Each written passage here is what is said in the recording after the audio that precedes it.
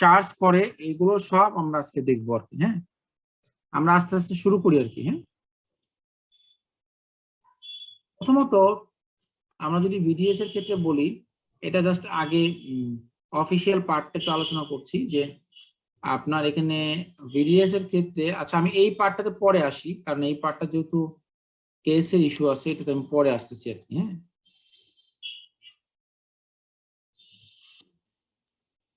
তো বিডিএস এর ক্ষেত্রে একটা আমাদের এসআরও আছে, সেই এসআরও তে ডিটেইলস বলা আছে যে আপনার কোন কোন ক্ষেত্রে বিডিএস করতে হবে এবং তার রেট কি হবে।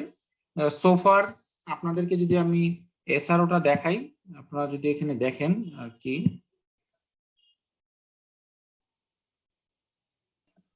এছাড়া কি 141? সেটা হচ্ছে 141। হ্যাঁ, ঠিকই বলেছেন।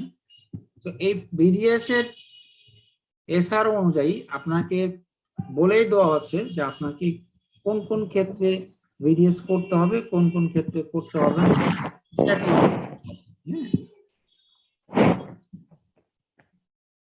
স্যার 144 এর পরিবর্তে তো এখন মানে 141 আসছে নাকি স্যার, আমি যদি বর্ণনা করি স্যার? জি,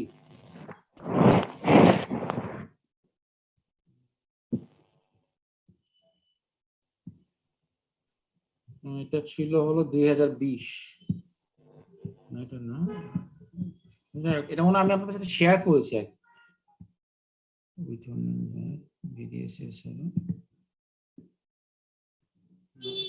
দেখা যাচ্ছে,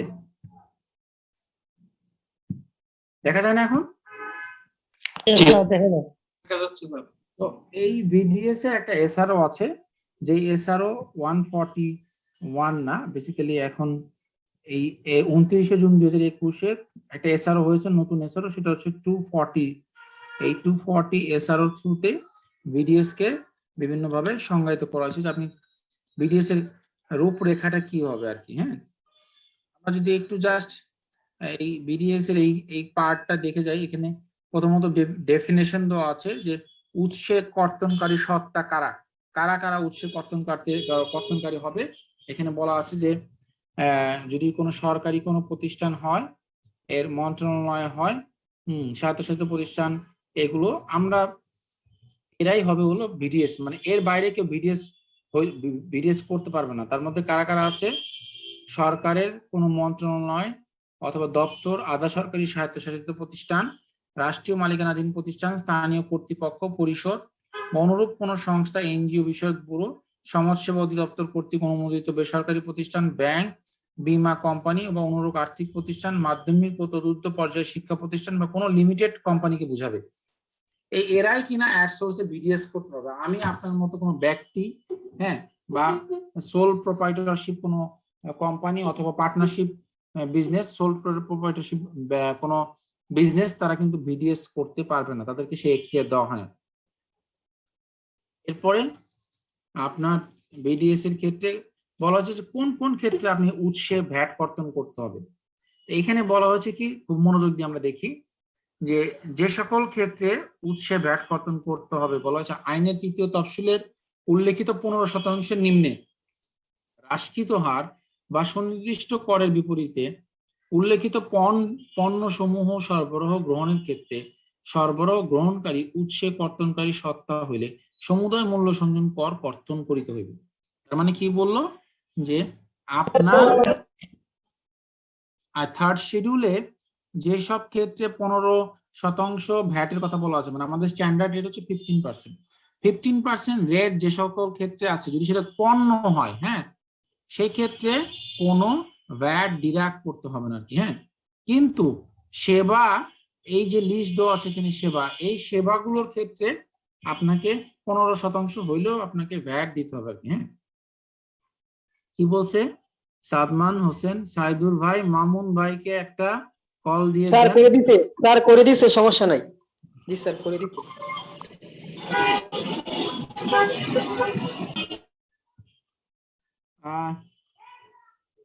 আজকে এত অ্যাটেন্ডেন্স কম কেন? অনলি 72 দেখতে পাচ্ছি আর কি, নাম্বার অফ পার্টিসিপেন্ট কমে যাচ্ছে। আচ্ছা যাই হোক, সো আজকের ক্লাসটা খুব ইম্পর্টেন্ট আর কি। হ্যাঁ, খুব ইম্পর্টেন্ট। সো কি বললো যে থার্ড শিডিউলে যে ক্ষেত্রে ভ্যাট এর রেট 15% বলা আছে, যদি সেটা গুডস হয়, গুডস এর ক্ষেত্রে যদি গুডস ম্যানুফ্যাকচারার হয়, ম্যানুফ্যাকচারারের ক্ষেত্রে আপনি অ্যাড সোর্সে কোনো ভ্যাট কাটতে পারবেন না।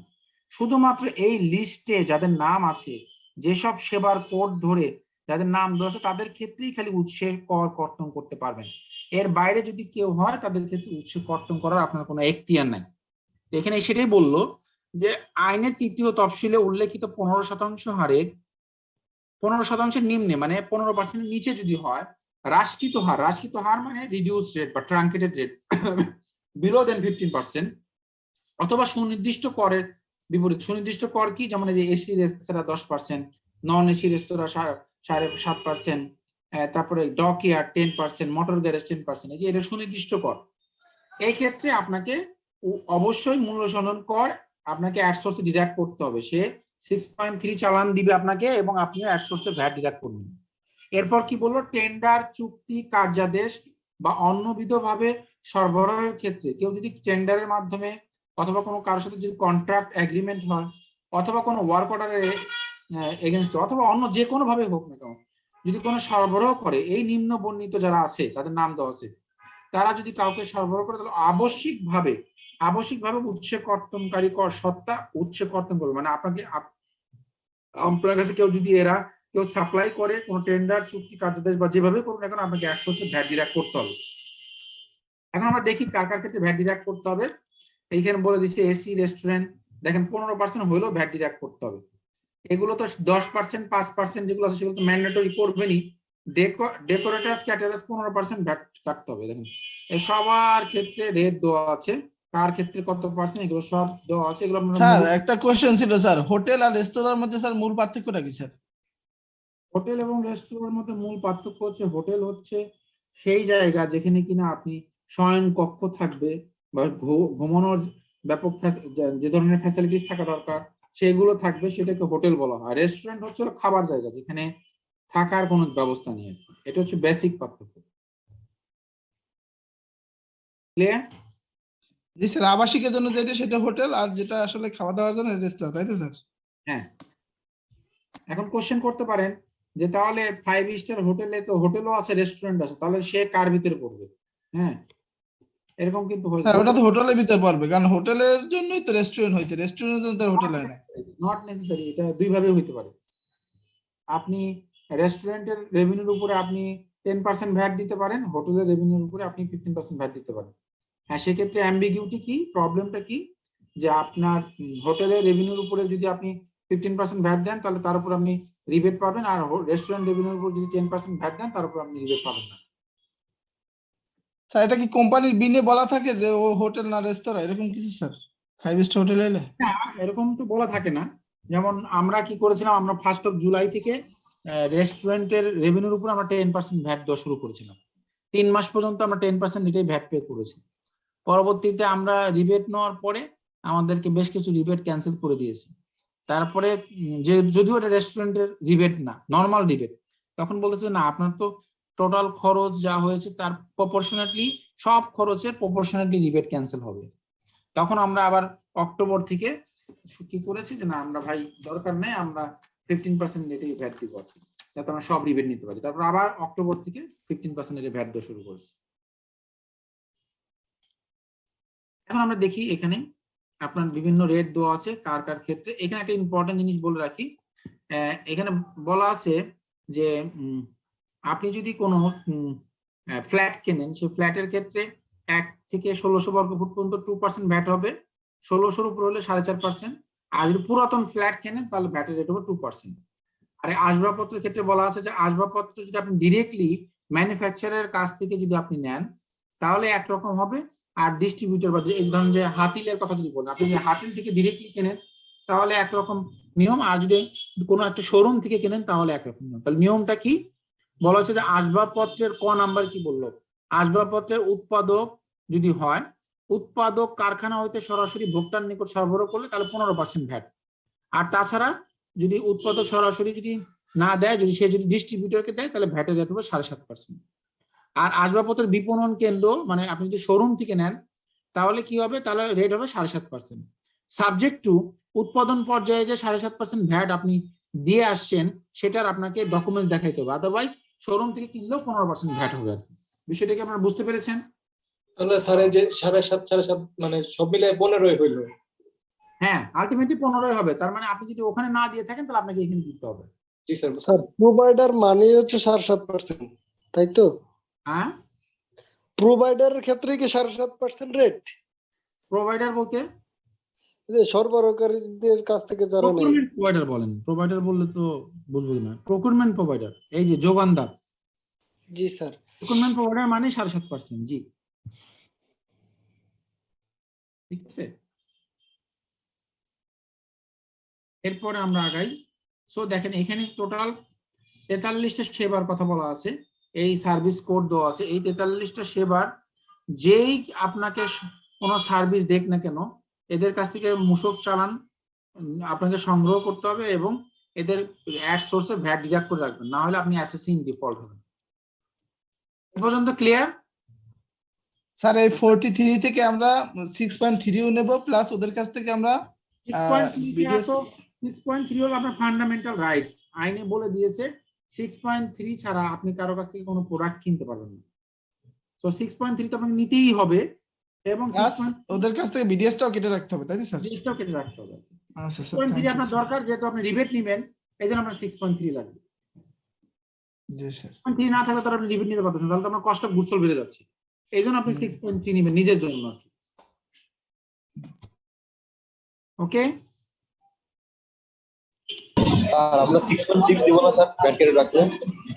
এই তো অবশ্যই এটা ম্যান্ডেটরি প্রভিশন, আপনাকে ভ্যাট কেটে রাখতে হবে, 6.6 দিবেন, অবশ্যই দিতে হবে।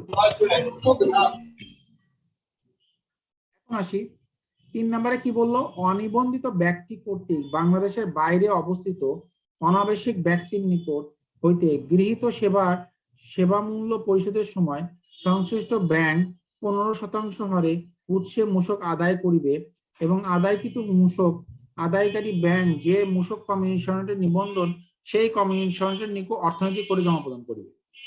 আচ্ছা, বিষয়টা কি বললো এটা মনোযোগ দিয়ে শুনুন আপনারা। বলতেছে অনিবন্ধিত ব্যক্তি, অনিবন্ধিত ব্যক্তি বলতে আমি আপনি বা কোন একটা ফার্ম, যারা ব্যাট রেজিস্টার্ড না তারা তাদের VAT বুঝেছে registered স্যার? না, এরকম যদি কেউ হয়, তাদের যদি কোনো দেশের বাইরে থেকে কোনো সেবা নিতে হয় তাহলে সে নিতে পারে, কোনো সমস্যা নেই, নিবে। সেই ক্ষেত্রে যখন সে এই সেবা নেওয়ার জন্য দেশের বাইরে পেমেন্ট করবে, সেই পেমেন্টের ক্ষেত্রে ভ্যাট 15% হবে এবং এই ভ্যাটটা কি আদায় করবে? ব্যাংক আদায় করবে। ব্যাংকে এই রাইটস দেওয়া হয়েছে, ভাই তুমি এই রেমিটেন্স পাঠানোর আগে তোমাকে অবশ্যই ভ্যাট অ্যাট সোর্সে ডিডাক্ট করে রাখতে হবে। এবং তোমার যে কমিশনারেট, ব্যাংকের যে কমিশনারেট, সেই কমিশনারেট করে জমা দিতে হবে। এটা হলো অনিবন্ধিত ব্যক্তির ক্ষেত্রে বলছি। তাহলে নিবন্ধিত ব্যক্তির ক্ষেত্রে কি হবে? নিবন্ধিত ব্যক্তির ক্ষেত্রে যদি দেশের বাইরে থেকে কোনো সেবা নেওয়া হয়, সেক্ষেত্রে এই ভ্যাটটা তাকে নিজেই জমা দিতে হবে এবং সে তার কমিশনারেটে জমা দিবে, তাহলে সে এটা অ্যাডজাস্টমেন্ট করতে পারবে। এরপর নিবন্ধিত ব্যক্তির ক্ষেত্রে 15% হারে মূসক জমা প্রদান করিয়া ট্রেজারি চালানের অনুলিপি ব্যাংক প্রদান করিলে ব্যাংক উৎসে আদায় ব্যতীত অনাবাসিক ব্যক্তির প্রাপ্য অর্থ প্রেরণ করিবে এবং এই ক্ষেত্রে যথাযথ ট্রেজারি চালান না থাকিলে বা প্রদেয় মূসক কম প্রদেয় হইলে প্রযোজ্য মূসক সমুদায় মূসক ব্যাংক উৎসে আদায় করিবে এবং ব্যাংক সংশ্লিষ্ট মূসক কমিশনটা অর্থনৈতিক জমা করবে। মনে করেন কি বললো, যে আপনি নিবন্ধিত, ভ্যাটের আন্ডারে রেজিস্টার্ড, তাহলে সেক্ষেত্রে এই দেশের বাইরে থেকে যখন আপনি সেবা নিচ্ছেন, আমি একটু আগে বললাম, সেই ক্ষেত্রে ভ্যাটটা আপনাকে পে করে ট্রেজারি চালানের কপি সহ ওই রেমিটেন্সের ডকুমেন্টসটা আপনাকে ওর কাছে দিতে হবে, তারপরে ব্যাংক এটা রেমিট করবে। এমন হলো যে 1000 টাকা আপনি রেমিটেন্স করছেন, তার উপরে ভ্যাট আসে 150 টাকা, কিন্তু আপনি ভ্যাট দিয়েছেন হচ্ছে 50 টাকা, তাহলে ব্যাংক বলবে তোমার এখানে ভ্যাট আসে 150 টাকা, তুমি জমা দিয়েছো 50 টাকা, বাকি 100 টাকা আমি কেটে রাখবো এবং তারপরে আমি এটা আমার কমিশনারকে জমা দিব আর কি, ঠিক আছে? তারপরে সেই রেমিটেন্স পাঠাবে, তাছাড়া সেই এই রেমিটেন্স পাঠাবে না। স্যার 3 নম্বর পয়েন্ট আরেকবার একটু বলবেন? 3 নম্বর পয়েন্টটা আবার বলবো না। আচ্ছা,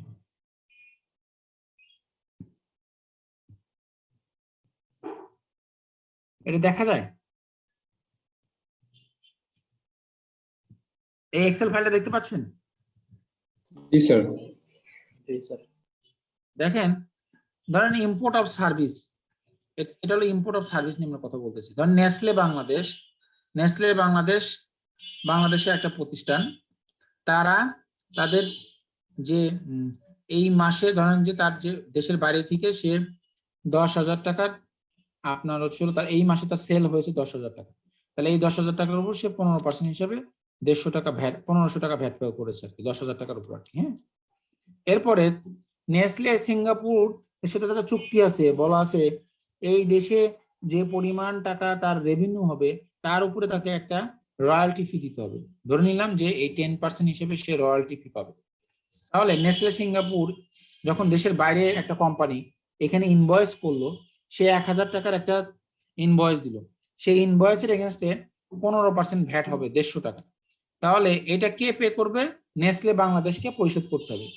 তাহলে অ্যাজ পার সেকশন 20 অনুযায়ী বলা আছে এটাকে প্রথমে রিভার্স চার্জ হিসেবে দেখাইতে হবে, তারপর আপনি আবার ট্রেজারির মাধ্যমে এটা অ্যাডজাস্ট করবেন। তাহলে রিভার্স চার্জের সংজ্ঞায় কি বলা আছে, একবারে এটাকে আউটপুট ভ্যাট হিসেবে দেখাইতে হবে, তারপরে একবার ইনপুট ভ্যাট হিসেবে দেখাইতে হবে। তাহলে দেখেন আমি একবার আমার নর্মাল রেভিনিউ 10,000 টাকা, এর উপরে ভ্যাট দিলাম, দেখাইলাম, এরপর আমার এই রয়্যালটি ফির জন্য আমাকে আবার আর্টিফিশিয়ালি 1,000 টাকা রেভিনিউ দেখাই দিবে।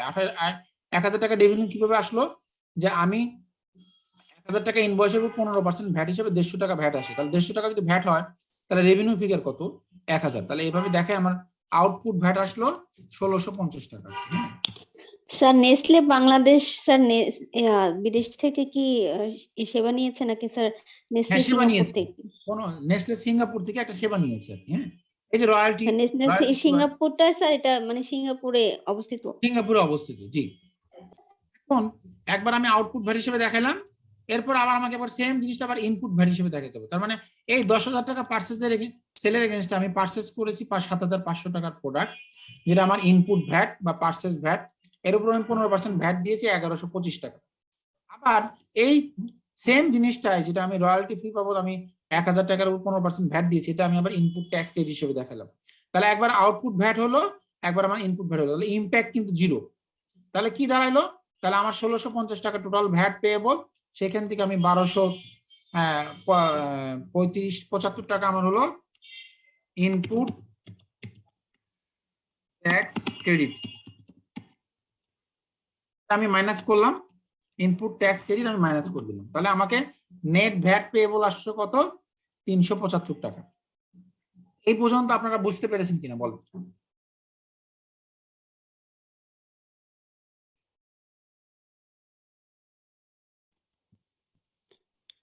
আপনারা কি আমার কথা শুনতে পাচ্ছেন?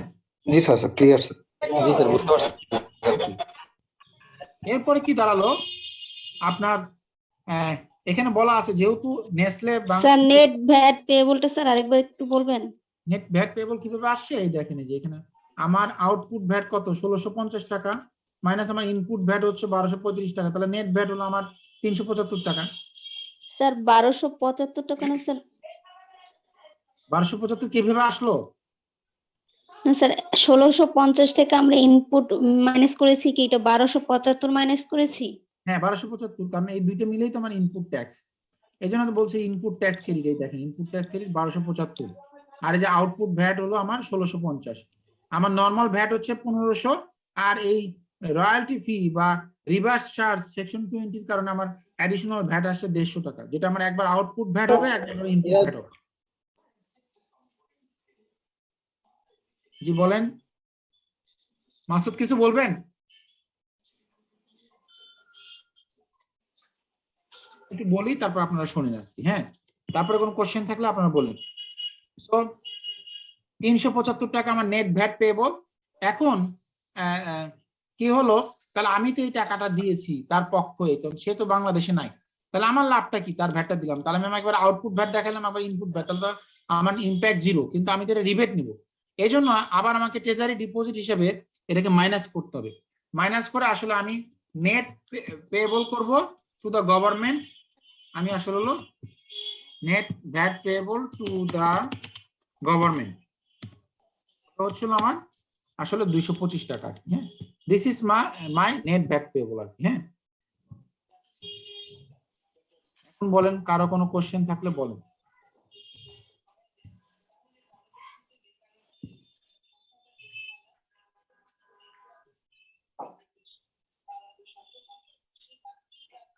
বুঝতে পেরেছেন আপনারা? না বললে বলেন, আমি আর বুঝাবো।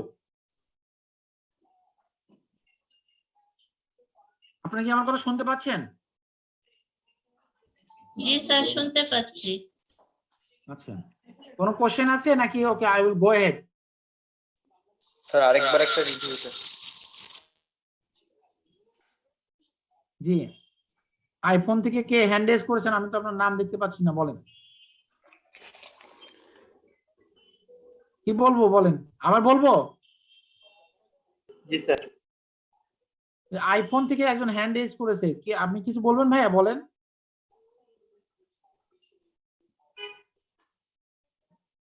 স্যার রয়্যালিটি ফিটা অ্যাকচুয়ালি কিভাবে তৈরি হয় এটা বুঝতে পারতেছি না। রয়্যালটি ফিটা হচ্ছে হলো আপনার, আপনি যে এই বাংলাদেশে নেসলে বাংলাদেশ বিজনেস করতেছে, নেসলে তো একটা ব্র্যান্ড, তাই তো? জি এই ব্র্যান্ডটা তো ইন্টারন্যাশনাল ব্র্যান্ড। আজকে এই আকিজ গ্রুপের কথা যদি বলেন, অথবা প্রাণ আরএফএল এর বলেন, ওর যে ব্র্যান্ড ভ্যালু আর নেসলের ব্র্যান্ড ভ্যালু তো সেম না। নেসলের ব্র্যান্ড ভ্যালু হচ্ছে ইন্টারন্যাশনাল, নেসলেকে সবাই এক নামে চিনে। হ্যাঁ, তো এখন এই নেসলে বাংলাদেশ যে কোম্পানি নেসলে নামে চালাচ্ছে, এর জন্য নেসলে সুইজারল্যান্ড বা নেসলে সিঙ্গাপুরকে তাকে প্রত্যেক মাসে মাসে একটা রয়্যালটি ফি দিতে হয়। কারণ তার যে প্যাটেন্টটা সে ইউজ করতেছে বা ফর্মুলাটা যে ইউজ করতেছে, এই জন্য তাকে প্রত্যেক মাসে মাসে মাসোহারা দিতে হয় বলতে পারেন।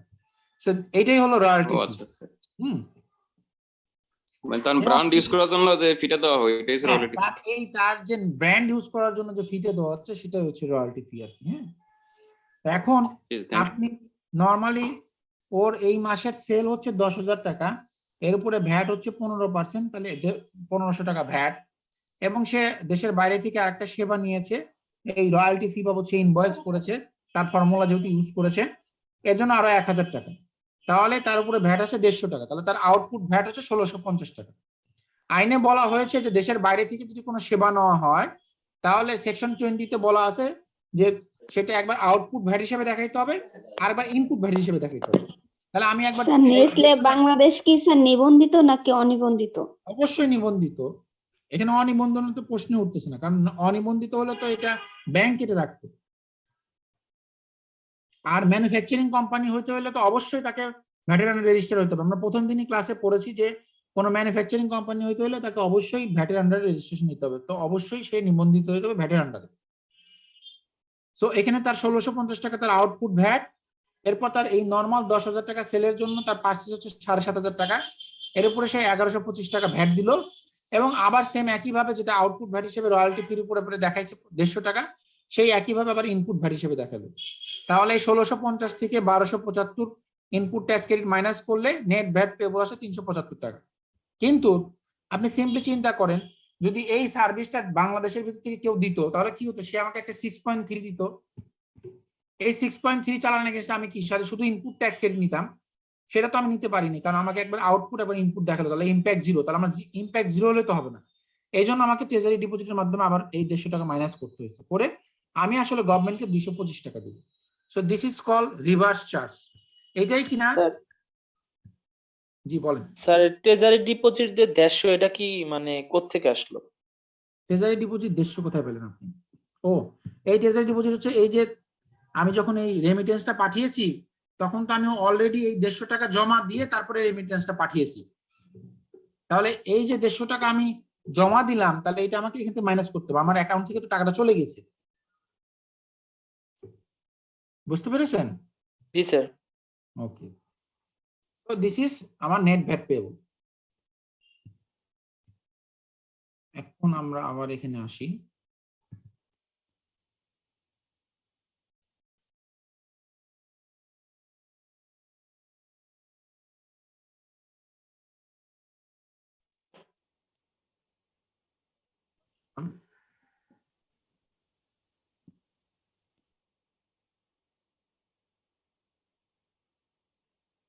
ও, আমরা তো ইয়েতে চলে গেছিলাম না, ওইটাতে ছিলাম।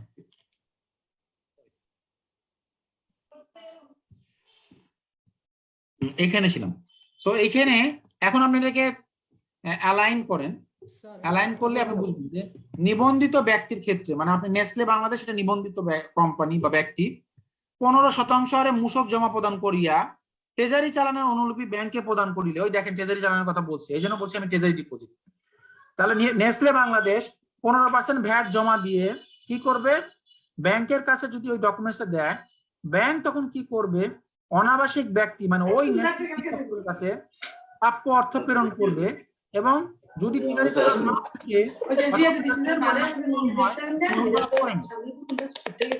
থাকে সাউন্ড আসতেছে, আপনি একটু সাউন্ডটা অফ করেন ভাই, আপনার ভিডিও অন আছে, আপনি সাউন্ড অফ করেন। আইফোন ভাই স্যার তাহলে কি দাঁড়ালো, স্যার আমাকে একটু পোস্ট করে দেন সাদ্দাম হোসেন, আমি হোস্ট ছিলাম তো, এখন আপনি হোস্ট আছেন। কাকে দিব, সাদ্দাম না? জি জি জি।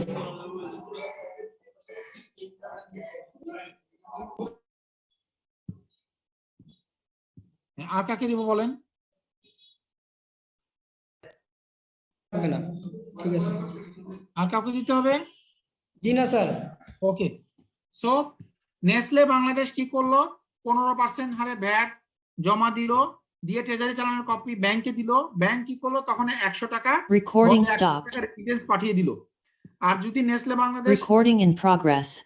যদি এরকম করে যে না ওই 150 টাকার জায়গায় সে ভ্যাট কম দিল বা ভ্যাট দিল না, তখন কি করবে, ব্যাংক ওই ভ্যাটটা কেটে রাখবে। এইটাই এখানে বলছে, দেখেন আপনারা এখন রিলেট করেন, দেখেন বুঝেন কিনা।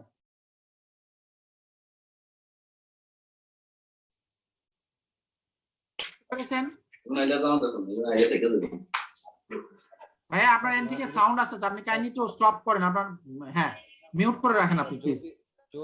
যদি স্যার ও যদি ব্যাট পেয়ে এরপরে কি বললো, সরকারি আধা সরকারি স্বায়ত্তশাসিত প্রতিষ্ঠান। স্যার জি এটা যে স্যার নেসলে বাংলাদেশ যে 100 টাকা পাঠালো, 50 টাকা কম পাঠালো, এটা স্যার ব্যাংক আবার নেসলে বাংলাদেশ থেকে কেটে রাখবে? না না না, কাটবে কেন? নেসলে তো এই টাকাটা দেওয়ারই কথা ছিল না, যেহেতু দেশের বাইরে থেকে সেবা নিয়েছে এবং সে যেহেতু মূসক 6.3 দিতে পারছে না, এই জন্য গভর্নমেন্ট বলছে যে তার পক্ষে ভ্যাটটা দিয়ে দিতে হবে, এবং আমি যেহেতু 15% এটা ভ্যাট পে করি, আমি এটা আবার রিবেট নিয়ে নিতে পারছি, আমি কেন আবার নতুন করে আবার ভ্যাট দিব, একবারই দিব ভ্যাট। Okay sir. সরকারি আধা সরকারি স্বায়ত্তশাসিত প্রতিষ্ঠান এবং স্থানীয় কর্তৃপক্ষ যারা আছে, যেমন এই যে ট্রেড লাইসেন্স যারা দেয়, যেমন সিটি কর্পোরেশন অথবা আপনার বিডার কথা যদি বলেন, অথবা ভ্যাট অথরিটির কথা বলেন, বা বিভিন্ন রকম কলকারখানা অধিদপ্তর আছে, বিভিন্ন জায়গায় আমাদেরকে বিভিন্ন রকম কি করতে হয়, লাইসেন্স নিতে হয়। এই লাইসেন্স যখন নবায়ন করা হবে অথবা প্রদান করা হবে, সেই ক্ষেত্রে ওই লাইসেন্সের উপর 15% ভ্যাট প্রযোজ্য হবে, বিআরটি হইতে পারে, এবং সেটা ওই সময় ওই অথরিটি কালেক্ট করবে, এটাই বলা হয়েছে আর কি। স্থান ও স্থাপনা ভাড়া গ্রহণকারী, মনে করেন আপনি একটা জায়গায় ভাড়া নিলেন, এই ভাড়ার উপরে 15% ভ্যাট প্রযোজ্য হবে, এবং যে ভাড়া নিবে এই ভাড়াটিয়াকে এই ভ্যাটটা পরিশোধ করতে হবে। এটা কি বললো 6 নম্বরে, স্থান ও স্থাপনা ভাড়া গ্রহণকারী সেবার ক্ষেত্রে। স্যার 5 নাম্বারটা স্যার বুঝতে পারিনি স্যার। 5 নাম্বারটাতে বলা হয়েছে যে সরকারি আধা সরকারি স্বায়ত্তশাসিত প্রতিষ্ঠান বা স্থানীয় কর্তৃপক্ষ লাইসেন্স প্রদান বা নবায়নকালে বা ক্ষেত্র বিশেষে কোনো সুবিধা সৃষ্টিকারী সেবার ক্ষেত্রে উক্তরূপ সুবিধা গ্রহণকারী ব্যক্তির নিকট হইতে প্রাপ্ত সমুদায় অর্থের উপরে 15% হারে উৎসে মূসক আদায় করিবে। এছাড়া প্রদত্ত লাইসেন্স রেজিস্ট্রেশন পারমিটে উল্লেখিত শর্তের আওতায় রাজস্ব বন্টন, রয়্যালটি, কমিশন, ফি, চার্জ বা অন্য কোনোভাবে প্রাপ্ত সমুদায় অর্থের উপর 15% হারে উৎসে কর্তন করিতে হইবে। ধরেন আপনি সিটি কর্পোরেশনে গেলেন ট্রেড লাইসেন্স রিনিউয়াল করতে, ট্রেড লাইসেন্স নিতে আপনার 50,000 টাকা লাগে, তাহলে এর উপরে 15% ভ্যাট প্রযোজ্য। তাহলে সিটি কর্পোরেশন কি বলবে, ভাই তুমি আমাকে 50,000 টাকা দাও আর 7,500 টাকা ভ্যাট দাও, তাহলে তোমার ট্রেড লাইসেন্স রিনিউয়াল হবে, তাছাড়া আমি ট্রেড লাইসেন্স রিনিউয়াল করবো না। অথবা রেভিনিউ শেয়ারিং, ধরেন বিটিআরসি থ্রুতে আপনি আইজিডব্লিউ কল করেন বা আইসিএক্স কল করেন, এই যে আপনি আইজিডব্লিউ আইসিএক্স কল করেন, বা একটা গ্রামীণ ফোন থেকে আপনার সিটি সেলে টেলিটকে কল করেন, অথবা গ্রামীণ ফোন থেকে আপনি রবিতে কল করেন, এই যে কনভার্সন হয় এটার জন্য গভর্নমেন্টকে একটা ফি দিতে হয়, অথবা অপারেটর টু অপারেটর ফি দিতে হয়। এই যে ফির উপরে যে ভ্যাট আছে, এইটা ওই রেসপেক্টিভ অথরিটি এটা কালেক্ট করবে, এইটাই এখানে বোঝানো হয়েছে আর কি। বুঝতে পেরেছেন? জি sir. Sir revenue sharing correct? Revenue শেয়ারিংটা হচ্ছে ধরেন কিছু কিছু ক্ষেত্রে আপনার রেভিনিউ শেয়ারিং, যেমন মনে করেন যে আপনি যদি একটা ইন্টারন্যাশনাল কল হয়, আপনি যদি ইউএসএ তে কল করেন অথবা ইন্ডিয়াতে কল করেন, একটা কল করলে 1 মিনিটে 12 টাকা হয়। তো দেখা যায় এই 12 টাকার ভিতরে ওই আপনি মনে করেন যে আপনার গ্রামীণের একটা মোবাইল থেকে কল করলেন 12 টাকা, গ্রামীণ কি করবে 1 মিনিট কথা বলে আপনার মোবাইল থেকে 12 টাকা কেটে রাখবে। কিন্তু এই 12 টাকার 3টা 4টা ভাগ হয় আর কি। হ্যাঁ, প্রথম কথা হলো এই 12 টাকার মধ্যে যদি ভ্যাট থাকে আগে ভ্যাটটাকে বাদ দিবেন, তারপরে বাদ দেওয়ার পরে মনে করেন নেট রেভিনিউ আসলো কথার কথা 11 টাকা। এর ভিতরে ধরেন গভর্নমেন্ট পাবে হলো 60%, ফর এক্সাম্পল 20% পাবে হচ্ছিল গ্রামীণ ফোন, আর 20% পাবে হচ্ছে মনে করেন যে আইজিডব্লিউ থ্রুতে আপনি কলটা করেছেন। হ্যাঁ, বিভিন্ন গেটওয়ে আছে, ওই গেটওয়ের মাধ্যমে, হ্যাঁ বিভিন্ন মিড টেলিকম আছে, এরকম বিভিন্ন আইজিডব্লিউ আছে যাদের থ্রুতে এই কলগুলো যায়, তারা পাবে 20%। এই যে রেভিনিউ শেয়ারিং হয়, যে যতটুকু রেভিনিউ পাবে তার উপর সে ততটুকু ভ্যাট পে করবে। জি স্যার, বুঝতে পারছি। এরপরে বললাম যে স্থান ও স্থাপনা, কোনো জায়গা যদি ভাড়া নেওয়া হয় সেটা যদি 100 স্কোয়ার ফিটের উপরে হয় তাহলে যে ভাড়া নিবে তাকেই 15% রেটে ভ্যাট পে পরিশোধ করতে হবে। এরপরে কি বলা হয়েছে যোগানদার। যোগানদারের ক্ষেত্রে কি বলা হয়েছে, যোগানদারের ক্ষেত্রে হলো যে যোগানদার কারা, এটা ভালোভাবে বুঝতে হবে। যে যোগানদারের ক্ষেত্রে উৎসে মূসক কর্তন, উৎসে কর্তনকারী কর্তৃক যোগানদার সেবার বিপরীত উৎসে মূসক কর্তনের ক্ষেত্রে অনুসরণীয় কি করতে হবে। যোগানদার অর্থ, যোগানদার বলতে কি বোঝায়, কোটেশন বা দরপত্র বা কার্যাদেশ বা অন্যবিধভাবে কোন মন্ত্রণালয়, বিভাগ বা দপ্তর, আধা সরকারি ও স্বায়ত্তশাসিত কোন সংস্থা, রাষ্ট্রীয় মালিকানাধীন কোন প্রতিষ্ঠান, স্থানীয় কর্তৃপক্ষ, পরিষদ বা অনুরূপ কোন সংস্থা, এনজিও বিষয়ক ব্যুরো বা সমাজসেবা অধিদপ্তর কর্তৃক অনুমোদিত কোন বেসরকারি প্রতিষ্ঠান, কোন ব্যাংক, বীমা কোম্পানি বা অনুরূপ আর্থিক প্রতিষ্ঠান, কোন মাধ্যমিক বা তদুর্ধ পর্যায়ে শিক্ষা প্রতিষ্ঠান বা কোন লিমিটেড কোম্পানির নিকট পণের বিনিময়ে, পণ মানে তো টাকার বিনিময়ে আপনি, হ্যাঁ, অব্যাহতিপ্রাপ্ত সরবরাহ ব্যতীত, যার যেটার উপরে ভ্যাট প্রযোজ্য নয়, মানে exempted as per first schedule, যে কোনো পণ্য বা সেবা, পণ্য হতে পারে বা সেবা হতে পারে বা উভয়ই হতে পারে, কি করে উভয় সরবরাহ করেন, সরবরাহ করে মানে সাপ্লাই করে এমন কোন ব্যক্তি, যদি কোনো ব্যক্তি, প্রতিষ্ঠান বা সংস্থাকে যোগানদার বলা হবে। সুতরাং উৎপাদক হিসেবে নিবন্ধিত মানে নেসলে বাংলাদেশ বা ইউনিলিভার ব্যতীত অন্য সকল ব্যক্তি যাহারা উৎসে কর্তনকারী সংস্থার নিকট কোটেশন বা দরপত্র বা কার্যাদেশ বা অন্যবিধভাবে পণ্য বা সেবা সরবরাহ করেন তারা যোগানদার হিসেবে বিবেচিত হবেন। তার মানে কি, যে যারা কি উৎপাদক, উৎপাদকের ক্ষেত্রে এটা প্রযোজ্য হবে না, তার মানে উৎপাদকের উপরে ভ্যাটের রেট হবে 15%। হ্যাঁ, উৎপাদক বাদে বাকি সবার উপরে কি হবে, ভ্যাটের রেট 7.5% হবে আর কি। হ্যাঁ, এই যে এখানে বলতেছে দেখেন, সুতরাং উৎপাদক হিসেবে নিবন্ধিত ব্যতীত যারা উৎসে কর্তন সত্তার নিকট কোটেশন বা দরপত্র বা কার্যবিধি সরবরাহ করেন তারা যোগানদার হিসেবে বিবেচিত হইবে। তারপরে বললো যে সকল সেবার সুনির্দিষ্ট সংজ্ঞা রয়েছে সেই সকল সেবা যোগানদার হিসেবে গণ্য হবে না। এখন কথার কথা, অডিট এন্ড অ্যাকাউন্টিং ফার্ম, এখন আপনি অডিট এন্ড অ্যাকাউন্টিং ফার্ম 3টা অডিট ফার্ম থেকে আমি কোটেশন নিয়েছি, তারপরে এটা বোর্ড মিটিং এ গিয়েছে, তারপরে আমি মনে করেন যে এবিসি কোম্পানিকে আমি করলাম যে এই বছরের জন্য অডিটর হিসেবে নিয়োগ দিলাম, কথার কথা। এখন অডিট এন্ড অ্যাকাউন্টিং ফার্মের একটা নির্দিষ্ট সংজ্ঞা আছে, কিন্তু আমি তো কোটেশনের মাধ্যমে করেছি। হ্যাঁ, তারপরে এটা কিন্তু যোগানদার হিসেবে হবে না, এটাকে অডিট এন্ড অ্যাকাউন্টিং ফার্ম হিসেবে ধরে এর উপর ভ্যাট চার্জ করতে হবে, সেটা রেট হবে 15%।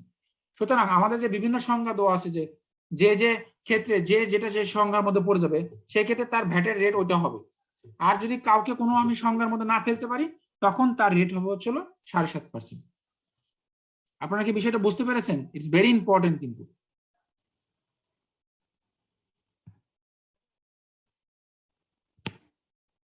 আপনারা কোনো কথা বলেন না, আপনারা কি শুনতে? জি স্যার, বুঝতে পারছি। ওকে, আলহামদুলিল্লাহ যে আপনারা বুঝতে পারছেন। ওকে, আমরা আগাই। জি স্যার। প্রজ্ঞাপন দ্বারা অব্যাহতিপ্রাপ্ত কোন পণ্য বা সেবা যোগানদার কর্তৃক সরবরাহ প্রদানের ক্ষেত্রে যোগানদার সেবা হিসেবে সরবরাহ গ্রহণকারীকে উৎসে কর্তন করিতে হইবে। তবে প্রজ্ঞাপনের যোগানদার হিসেবে পৃথকভাবে অব্যাহতিপ্রাপ্ত সেবা কর্তন সেবা উক্ত কর্তনের আওতা বহির্ভূত হিসেবে বিবেচিত হবে। That is very important.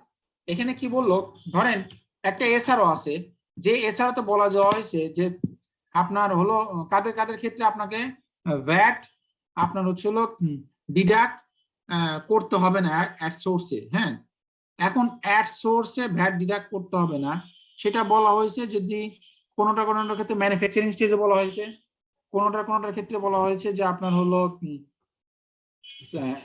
আপনার ইম্পোর্ট স্টেজে বলা হয়েছে, কোনো ক্ষেত্রে সার্ভিস স্টেজে বলা হয়েছে, কোনো ক্ষেত্রে আপনার হলো সরবরাহ স্টেজে বলা হয়েছে।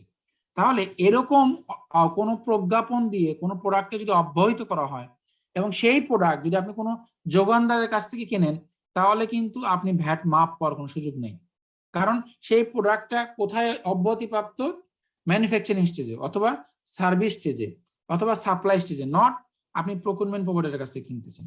কিন্তু তবে বলা আছে যে ওই প্রজ্ঞাপনে যদি এই সাপ্লাই স্টেজে যদি যোগানদারের ক্ষেত্রে বলা থাকে যে না, এটা যখন যোগানদার পৃথকভাবে এটা অব্যাহতিপ্রাপ্ত থাকে তাহলে সেটা হবে, এই বলছে। তবে প্রজ্ঞাপনে যোগানদার হিসেবে পৃথকভাবে অব্যাহতিপ্রাপ্ত সেবা উৎস কর্তনের আওতা বহির্ভূত হিসেবে বিবেচিত হবে।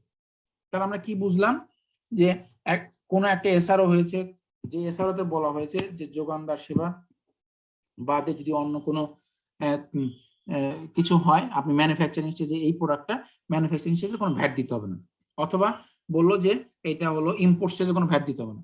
কিন্তু সেই প্রোডাক্টটা যখন আপনি ওর কাছ থেকে নিয়ে আমাকে সাপ্লাই করবেন, তখন কিন্তু তার উপরে আমি আপনাকে অবশ্যই ভ্যাট ডিডাক্ট করতে হবে। তারপরে কি বললো যে না, এই প্রোডাক্টের ক্ষেত্রে সাপ্লাই স্টেজেই হচ্ছে হলো ভ্যাট এক্সেম্পটেড, তাহলে যখন যোগানদার এটা সাপ্লাই করবে তখন এই ক্ষেত্রে কোনো ভ্যাট ডিডাক্ট করতে হবে। দুইটা সিনারিও কিন্তু দুই রকম। এরপরে মূসক আদায় পূর্বক আইনের তৃতীয় তফসিলে টেবিলে উল্লেখিত হ্রাসকৃত হার বা সুনির্দিষ্ট করের পণ্যসমূহ উৎপাদনকারী কর্তৃক সরবরাহের ক্ষেত্রে যোগানদার সেবার আওতায় উৎসে মূসক কর্তন প্রযোজ্য হবে না। কি বললো? মূসক আদায় পূর্বক আইনের তৃতীয় তফসিলে টেবিলে উল্লেখিত হ্রাসকৃত হার বা সুনির্দিষ্ট করের পণ্যসমূহ উৎপাদনকারী কর্তৃক সরবরাহের ক্ষেত্রে যোগানদার সেবার আওতায় উৎসে মূসক কর্তন প্রযোজ্য হবে না। তার মানে কি, থার্ড শিডিউলের টেবিলের ক্ষেত্রে কিছু কিছু ক্ষেত্রে হ্রাসকৃত হার বলা আছে, যেমন মনে করেন যে রডের উপরে বলা আছে যে 1000 টাকা পার মেট্রিক টন, অথবা বলা আছে যে এগুলো কি ফিক্সড বলা যায় স্যার? এগুলো ফিক্সড, এটা ফিক্সড, এগুলো তো ফিক্সড ফিক্সড ভ্যাট বলা আছে। যেমন একটা সিমের উপর 200 টাকা স্যার, এরকম। হ্যাঁ, সিমের উপরে 200 টাকা আছে, ওরা এটা এসডি আর কি। তো বলা আছে যে সিমের, তো এরকম যদি থাকে যেসব উপরে ফিক্সড ভ্যাট আছে, এখানে বলতেছে যে মূসক আদায় পূর্বক মানে অলরেডি ভ্যাট আদায় করা হয়েছে। কোথায়? আইনের তৃতীয় তফসিলের টেবিলে বলা আছে উল্লেখিত হ্রাসকৃত হার, যেটার উপরে হ্রাসকৃত হার প্রযোজ্য, অথবা সুনির্দিষ্ট করে, যে বললেন যে 200 টাকা পার সিমে কথা, অথবা আপনার বলা আছে যে 1000 টাকা পার মেট্রিক টন বলা আছে, এরকম যদি কিছু থাকে, বা পার কেজিতে বলা আছে, এরকম অনেক কিছু ক্ষেত্রে বলা আছে। সেই ক্ষেত্রে উৎপাদনকারী কর্তৃক সরবরাহের ক্ষেত্রে, যখন উৎপাদনকারী ম্যানুফ্যাকচারার যখন বিএসআরএম যখন আপনার কাছে সরবরাহ করবে, সেক্ষেত্রে সেটা যোগানদার হিসেবে প্রযোজ্য হবে না আর কি, এবং যোগানদার হিসেবে তার উপরে ভ্যাট ডিডাকশন হবে না।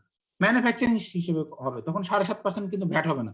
তার উপর যদি 1000 টাকা পার টন হয় তাহলে 1000 টাকাই হবে, অথবা যদি 100 টাকা পার কেজিতে হয় 100 টাকা পার কেজিতে হবে আর কি। হ্যাঁ, নট 7.5% এটা আপনি ভ্যাট কাটবেন, এটাই এখানে বুঝে দিচ্ছি। আপনারা বুঝতে পারছেন তো? এটা ক্লিয়ার হয়নি স্যার, একটু আরেকবার বলবেন? এটা বলতেছি আমি, ধরেন আপনার থার্ড শিডিউল আছে না, স্যার টেবিলটা দেখান স্যার, তাহলে ক্লিয়ার হইতে স্যার, সবাই ওই টেবিলটা দেখাইলে সবাই ক্লিয়ার হইতে স্যার। থার্ড শিডিউলটা এই মুহূর্তে আমার সামনে নাই যে ভাইয়া, আমি একটু বলে দিই। থার্ড শিডিউলে আপনাদের কাছে যদি বই থাকে, বইয়ে যায় দেখেন, বই আছে থার্ড শিডিউলের টেবিল পড়ে যায় দেখেন, বলা আছে নিউজ প্রিন্ট পার মেট্রিক টনের জন্য 1600 টাকা ভ্যাট। তারপরে কটন সুতা পার কেজিতে 3 টাকা। কৃত্রিম আঁশ আপনার বলা আছে কৃত্রিম আঁশের ক্ষেত্রে 6 টাকা প্রতি কেজি।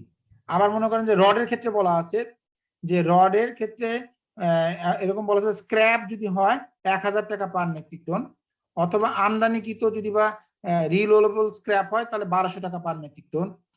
তারপরে আপনার হলো সিম কার্ডের উপর 200 টাকা বলা আছে, এরকম। এটা হলো গর্দা বা মেল ব্যালেট স্ক্র্যাপ, এগুলো 2000 টাকা পার মেট্রিক টন বলা আছে।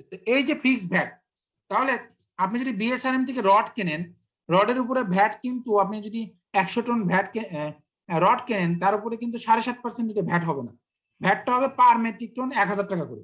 এটাই বোঝানোর চেষ্টা করেছে যে এখানে হ্রাসকৃত হার দেওয়া আছে, সে যদিও সে সাপ্লাই করতেছে সেক্ষেত্রে কিন্তু সে যোগানদার হিসেবে ঠিক হবে না, তার উপরে ওই ফিক্স ওই যে ভ্যাট বলা আছে সেটাই হবে আর কি।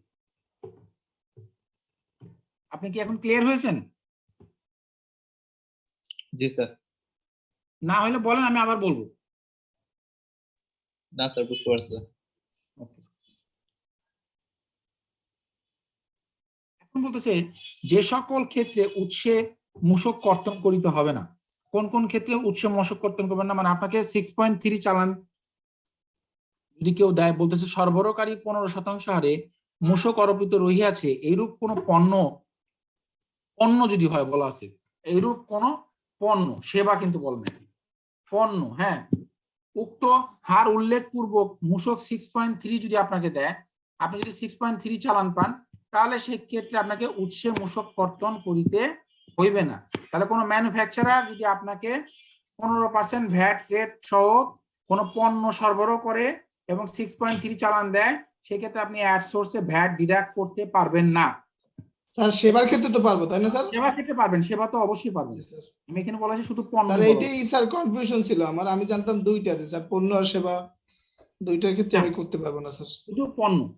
বিধি 3 এ উপবিধি 2 এ উল্লেখিত ছকে উল্লেখিত বর্ণিত ছকে উল্লেখিত সেবা ব্যতীত অন্য কোন সেবার ক্ষেত্রে সেবা সরবরাহকারী ফ্রম মূসক 6.3 এর মাধ্যমে সেবা সরবরাহ করিলে উৎসে মূসক কর্তন করিতে হইবে না। তার মানে কি, এই যে উপরে 43টা সার্ভিস দেখলাম, এর বাইরে যদি কোনো সার্ভিস আপনি কারো কাছ থেকে নেন এবং সে যদি আপনাকে 6.3 চালান সহ আপনাকে কোনো কিছু সাপ্লাই করে, সেই ক্ষেত্রে আপনি অ্যাড সোর্সে ভ্যাট ডিডাক্ট করতে পারবেন না। কেন পারবেন না? কারণ সে অলরেডি আপনাকে 6.3 দিয়েছে এবং আইনেই বলে দেওয়া হয়েছে যে আপনি ওই 43টা সার্ভিসের ক্ষেত্রে শুধু অ্যাড সোর্সে ভ্যাট ডিডাক্ট করতে পারেন। আর যদি সে 6.3 না দেয়, তাহলে আপনাকে অবশ্যই অ্যাড সোর্সে ভ্যাট ডিডাক্ট করতে হবে। কি বললাম? যে এই উপরে যে 43টা সার্ভিসের কথা বলা হয়েছে, এই সার্ভিসের ক্ষেত্রে আপনাকে অবশ্যই অ্যাড সোর্সে ভ্যাট ডিডাক্ট করতে হবে। এর বাইরে যদি আপনার কারো কাছ থেকে কোনো সেবা নেওয়া হয়, সেই সেবা সে যদি 6.3 চালান সহ আপনাকে কোনো সেবা দেয়, সেক্ষেত্রে আপনি অ্যাড সোর্সে ভ্যাট কাটবেন না। আর যদি সে 6.3 না দেয়, তাহলে অবশ্যই অ্যাড সোর্সে ভ্যাট কাটবে। এরপরে জ্বালানি তেল, গ্যাস, পানি, বিদ্যুৎ বিল, মোবাইল, টেলিফোন, এগুলোর উপরে অ্যাড সোর্সে ভ্যাট ডিডাক্ট করতে হবে না। এগুলো গভর্নমেন্টের আপনাকে অ্যাড সোর্সে ভ্যাট কাটতে হবে না, তারাই ভ্যাট জমা দিয়ে দিবে নিজেরাই। মূল্য সংযোজন কর ও সম্পর্ক শুল্ক আইনের ধারা 21-এর আওতায় শূন্য হার বিশিষ্ট সরবরাহের ক্ষেত্রে উৎসে মূসক করতে হবে না। শূন্য হার বিশিষ্ট কোনগুলো? যেগুলোর উপরে আপনার জিরো রেটেড আর কি, দেশের বাইরে যদি আপনি এক্সপোর্ট করেন অথবা ডিমড এক্সপোর্ট যদি কিছু হয়, তার উপরে কোনো ভ্যাট ডিডাক্ট করতে হবে না, কারণ তার কোনো ভ্যাটই নেই। এরপরে এটা একটা ইন্টারেস্টিং ব্যাপার, এখানে বলতেছে যে বিজ্ঞাপনী সংস্থা। জি বলেন। হ্যাঁ, ওই যে 5 নাম্বারটা যে বললেন, এটা কি যে কোনো জিনিসেই মনে করেন যে আপনার এক্সপোর্ট করলে? এনিথিং আচ্ছা। এক্সপোর্ট করলেই তার উপরে সেটা জিরো রেটেড, তার উপরে কোনো ভ্যাট হবে না অ্যাড সোর্স। এরপরে আপনার কি বলা হলো যে বিজ্ঞাপনী সংস্থা, দেখেন এখানে কিন্তু বিজ্ঞাপনী সংস্থার উপরে ভ্যাটের কথা বলা হয়েছে। কত নাম্বার? বিজ্ঞাপনী সংস্থা। এটা একটা ইন্টারেস্টিং, এটাতে আপনাদের অঙ্ক থাকতে পারে, এটা আমি ভালো মতো বুঝাই। 4 নম্বরে কি বলছে স্যার? 4 নাম্বারটা যদি আরেকবার বলতেন স্যার। বিজ্ঞাপনী সংস্থা, এটা হলো এসএস কোড 7, এখানে ভ্যাটের রেট 15%। কিন্তু তার মানে কি, বিজ্ঞাপনী সংস্থা যদি আপনাকে কোনো বিল করে, আপনাকে 15% এটা ভ্যাট কাটতে হবে। এটা কিন্তু এখানে বললো, এই লিস্টের ভিতরে আছে। কিন্তু এরপরও কখন আপনি বিজ্ঞাপনী সংস্থার উপর ভ্যাট কাটবেন না, এটা একটা এখানে বিধান বলা আছে। 4 নাম্বারটা তো বলেছি ভাই, বললামই তো যে প্রথম তফসিলে উল্লেখিত পণ্য বা সেবা বা উভয় ক্ষেত্রে উৎসে মূসক কর্তন করতে হবে। ফার্স্ট শিডিউলে কি আছে? সব এক্সেম্পটেড গুডস অথবা সার্ভিস। এক্ষেত্রে তো এক্সেম্পটেড, তার উপর ভ্যাট কি হবে? 6 নম্বরে কি বললো? যে বিধি 3 এর উপবিধি 2 এ বর্ণিত ছকে উল্লেখিত বিজ্ঞাপনী সংস্থা এবং টেলিভিশন ও অনলাইন সম্প্রচার মাধ্যমে অনুষ্ঠান শীর্ষক সেবা প্রদানকারী প্রতিষ্ঠানসমূহ রাজস্ব কর্মকর্তা কর্তৃক প্রত্যায়িত ফর্ম 6.3 প্রদান করিলে উৎসে মূসক কর্তন করিতে হইবে না। ধরেন আপনি এনটিভি অথবা এটিএন বাংলাতে আপনি একটা বিজ্ঞাপন দিলেন, ও আপনাকে 1 লাখ টাকা চার্জ করলো, কিন্তু ওই 1 লাখ টাকার সাথে 6.3 চালানটা দিল, সেই 6.3 চালানটা সে যদি রাজস্ব কর্মকর্তার কাছ থেকে সত্যায়িত একটা চালানপত্র দেয়, এই যে রাজস্ব কর্মকর্তা কর্তৃক প্রত্যায়িত হইতে হবে, তাহলে আপনাকে অ্যাড সোর্সে কোনো ভ্যাট ডিডাক্ট করতে হবে না। কিন্তু প্রত্যায়িত বলতে এখানে কি বোঝায় স্যার? ওর যে প্রত্যায়িত ভ্যাট বলতে চালান আছে, ওর ভ্যাট চালানটা ও ইস্যু করার আগে ওই পুরো ভ্যাটের বইটা ও রাজস্ব কর্মকর্তার কাছ থেকে সার্টিফাই করে নিয়ে আসবে। তার মানে রাজস্ব কর্মকর্তা জানবে যে ওর ভ্যাটের কতগুলো বই আছে, তার সিরিয়াল নাম্বার কত, এগুলো সব তাকে আগে থেকে সে জানবে, তাহলে সে ট্র্যাক করতে পারবে তাকে। তাহলে সে আমরা কিভাবে বুঝবো স্যার এই যে 6.3 এটা সত্যায়িত করা?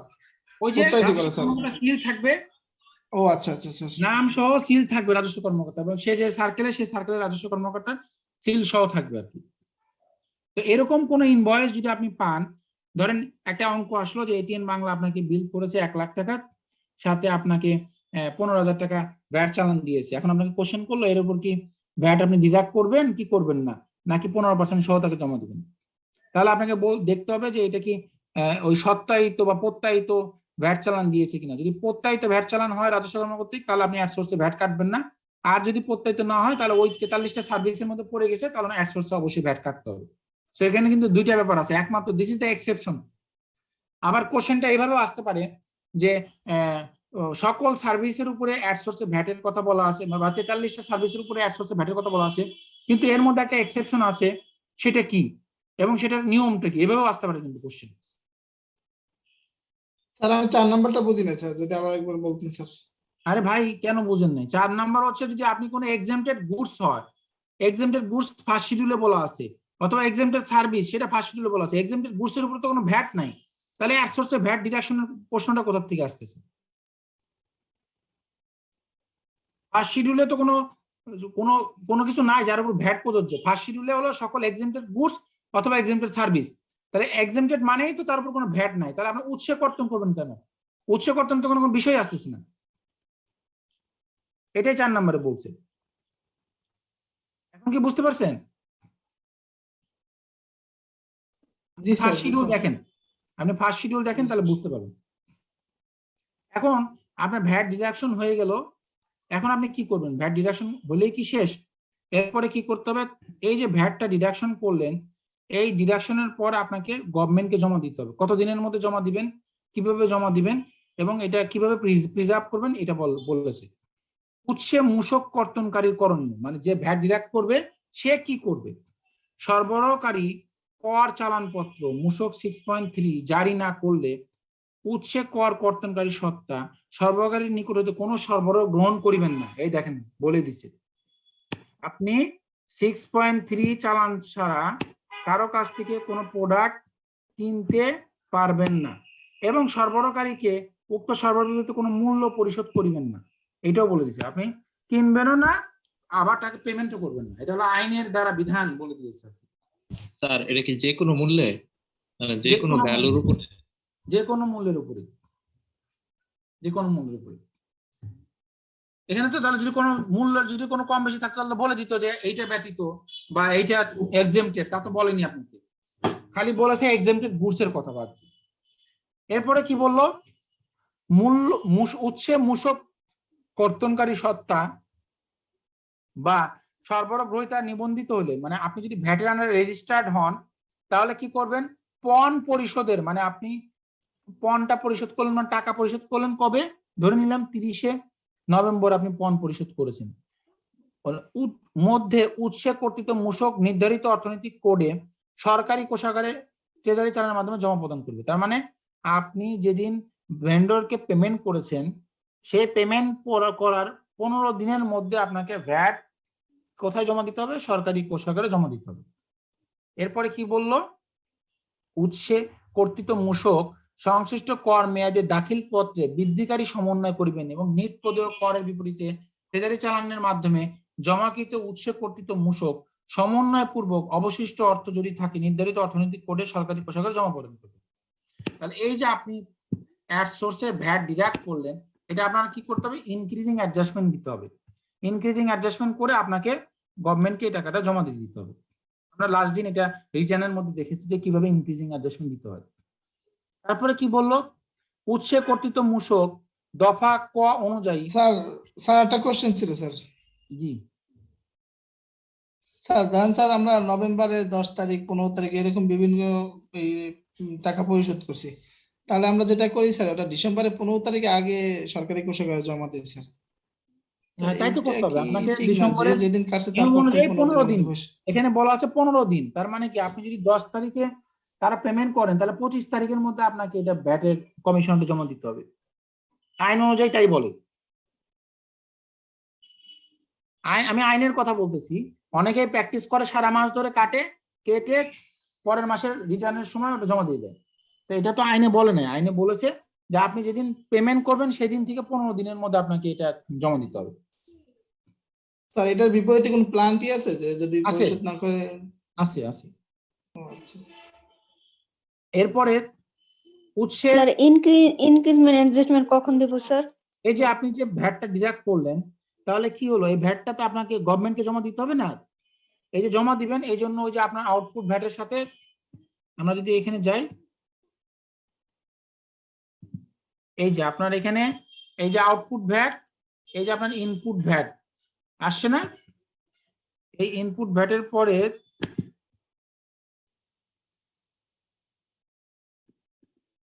এখানে আপনাকে আবার দিতে হবে ইনক্রিজিং অ্যাডজাস্টমেন্ট।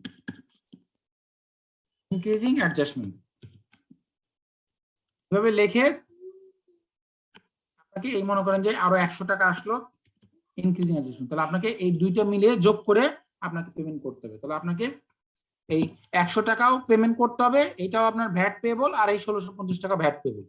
তাহলে আপনি তখন ভ্যাট পে করবেন কত, এই 1650 প্লাস এই 100 মাইনাস এই 1245 তখন আপনাকে 475 দিতে হবে। আর এই যে ট্রেজারি ডিপোজিট যেটা করেছেন সেটা যদি মাইনাস করতে চান তাহলে আপনাকে তখন বেসিক্যালি আপনাকে দিতে হবে এই 475 মাইনাস 150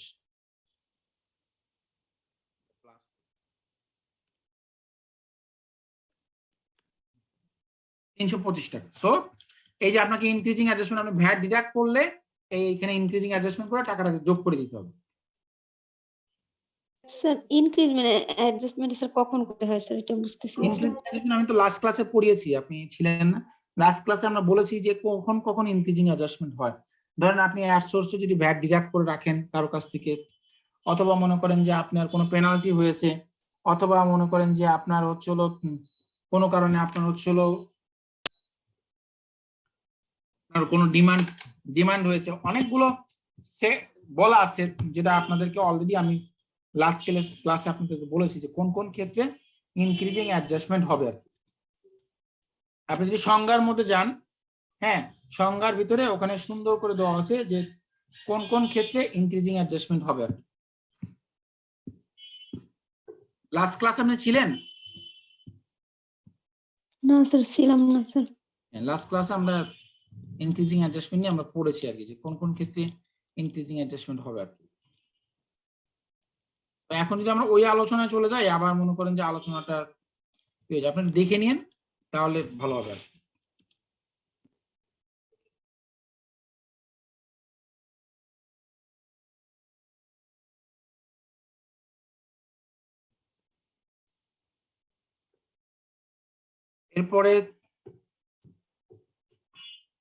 তারপরে কি বললো, উৎসে কর্তৃত্ব মূসক দফা ক অনুযায়ী জমা প্রদান পূর্বক 3 কার্য দিবসের মধ্যে, এই যে ভেরি ইম্পর্টেন্ট কথা, যে আপনি যখন ভ্যাট কাটলে আপনাকে কি করতে হবে, 3 দিনের মধ্যে 6.6 চালান সহ আপনাকে ইস্যু করে আপনাকে এটা সংরক্ষণ করতে হবে। এটার 3টা কপি হবে, একটা কপি আপনি দিয়ে দিবেন হচ্ছে সরবরাহকারীকে, একটা হলো আপনি সার্কেলে জমা দিবেন, এবং একটা আপনাকে 5 বছর পর্যন্ত সংরক্ষণ করতে হবে। দেখেন এই যে 5 বছর আপনি সংরক্ষণ করবেন, এখানে কি বলবো 3 পোস্টে উৎস মূসক কর্তনকরণ ভ্যাট সার্টিফিকেট যেটা স্যার, হ্যাঁ ইস্যু করিয়া মূল কপি, এই যে মূল কপি ও ট্রেজারি চালানের মূল কপি কোথায় দিবেন, সংশ্লিষ্ট মূসক সার্কেলে দিবেন, এবং একটি অনুলিপি সরবরাহকারীকে প্রদান করবেন, এবং আরেকটা অনুলিপি আপনি 5 বছর সংরক্ষণ করবেন। তাহলে বিডিএস যখন করবেন, বিডিএস করার যেদিন ডিডাক্ট করলেন তার 3 দিনের মধ্যে আপনাকে 6.6 চালান ইস্যু করতে হবে, এবং এইটা আপনাকে এইভাবে প্রোভাইড করতে হবে। উৎসে মূসক কর্তনকারী সত্তা বা সরবরাহ গ্রহীতা মূসক নিবন্ধিত না হইলে, এখন যদি যে উৎসে মূসক কর্তন করতেছে সে যদি মূসকের আন্ডারে নিবন্ধিত না হয় তাহলে কি হবে দেখেন, উৎসে মূসক কর্তনকারী সত্তা বা সরবরাহ গ্রহীতা যে সরবরাহ করতেছে মূসক নিবন্ধিত না হইলে সরবরাহকারীকে পণ পরিশোধের 15 দিনের মধ্যে উৎসে কর্তৃত মূসক নির্ধারিত অর্থনৈতিক কোডে সরকারি কোষাগারে জমা দেন পূর্বক 3 কার্য দিবসের মধ্যে ফর্ম 6.6 এ 3 পোস্টে উৎসে কর কর্তন সনদপত্র ইস্যু করিয়া উহার মূল কপি চালানো কপি সহ একই কথা বলেছে আর কি। হ্যাঁ, একটা হলো স্যার এই যে কি স্যার আমি যে কাইটে রাখলাম স্যার ব্যাটটা যে কাইটে রাখলাম ওইটা জমা দেওয়ার সরকারি কোষাগারে জমা দেবো 15 দিনের মধ্যে। 15 দিনের পরে কি 3 দিন? হ্যাঁ, যেদিন থেকে কাটবো ওই দিন থেকে 3 দিন। 15 দিনের পর 3 দিন। অর্থাৎ স্যার মিস্টার এক্স এর ব্যাটটা আমি জমা দিয়ে দিলাম সরকারি কোষাগারে, তো জমা দেওয়ার পরে 3 দিন, তাই তো স্যার? পরে 3 দিন, জি। ও আচ্ছা স্যার, থ্যাংক ইউ স্যার। এবং সেক্ষেত্রে জমা দিবেন কিভাবে জমা দিবেন, কোন কোডে জমা দিবেন এখানে বলা আছে যে ওই তো 4টা ভাগে ভাগ আছে ঢাকার ভিতর, উত্তর দক্ষিণ পূর্ব পশ্চিম নাকি স্যার? কোড এক হলো সরকারের রিসিভের কোড, তারপরে 1133 হচ্ছিল গভর্নমেন্টের রিসিভের কোড, এবং এখানে কমিশনারের যদি 0331 হয় তাহলে এটা হলো বুঝতে হবে এটা এলটিউর কোড। হ্যাঁ, যদি পূর্ব হয় কমিশনার ঢাকা পূর্ব হলো 0030, পশ্চিম হলো 0035, উত্তর হলো 0015, দক্ষিণ হলো 0010, বিভিন্ন কমিশনারের দেওয়া আছে। এবং একটা এক্সাম্পল দিয়েছে এলটিউর ক্ষেত্রে, যে এইটা একটা এলটিউর একটা পুরো কোড দিয়ে দিচ্ছে যে 111330006 হলো এলটিউর কোড, আর 0311 হচ্ছে ভ্যাটের কোড। তাহলে আপনি এইভাবে একটা ট্রেজারি চালান করে আপনাকে জমা দিতে হবে। এবং ট্রেজারি চালানের কয়েকটা পার্ট আছে, আপনারা দেখেছেন আশা করি, যে যার মারফত প্রদত্ত হলো তার নাম ঠিকানা, সেক্ষেত্রে যে কোম্পানি কাটলো বা যে ব্যক্তি কাটলো তার নাম ঠিকানা, তার মূসক নিবন্ধন নম্বর, কার জন্য প্রদত্ত হলো তার নাম ঠিকানা, এবং কিভাবে প্রদত্ত হলো এই সকল কিছু লিখে তারপরে এটাকে জমা দিতে হয়। আপনারা সবাই দেখেছেন বা দেখে নিবেন। এরপরে উৎসে কর্তনকারী সত্তাসমূহের মধ্যে যে সকল সত্তার লেনদেন বা তৎসংক্রান্ত বিল হিসাব রক্ষণ কর্মকর্তা কর্তৃক নিষ্পত্তি হয়। হিসাব রক্ষণ কর্মকর্তা বলতে বোঝে এজি অফিস, অ্যাকাউন্ট জেনারেল, যেগুলো গভর্নমেন্ট অর্গানাইজেশন, তাদের ক্ষেত্রে তাদের উৎসে মূল্যসাধন কর কর্তন ও তা কোষাগারে পরিশোধ সংক্রান্ত কার্যক্রম সংশ্লিষ্ট হিসাব রক্ষণ কর্মকর্তা কর্তৃক সম্পৃক্ত, মানে এজি অফিস থেকে এটা করবে আর কি। হ্যাঁ, এটা কিন্তু নর্মাল প্রতিষ্ঠানের ক্ষেত্রে না। উৎসে কর্তনকারী সত্তা হিসাব রক্ষণ কর্মকর্তার নিকট দাখিলকৃত বিলে যাহার অনুকূলে বিল অনুমোদন করা হইয়াছে তার নাম ও ব্যবসায় শনাক্তকরণ সংখ্যা উল্লেখ করিবেন, এবং উল্লেখিত বিল পরিশোধের জন্য অনুমোদিত বিল, এগুলো অন্য জিনিস, এগুলো লাগবে না, এগুলো আপনার দরকার নাই। হিসাব রক্ষণ কর্মকর্তা বিল পরিশোধ ওই একই 3 দিনের মধ্যে আপনাকে এটা দিয়ে দিবে। হ্যাঁ, এবং একই নিয়ম আর কি। এখন সরবরাহকারী আমার একটা কোশ্চেন ছিল স্যার।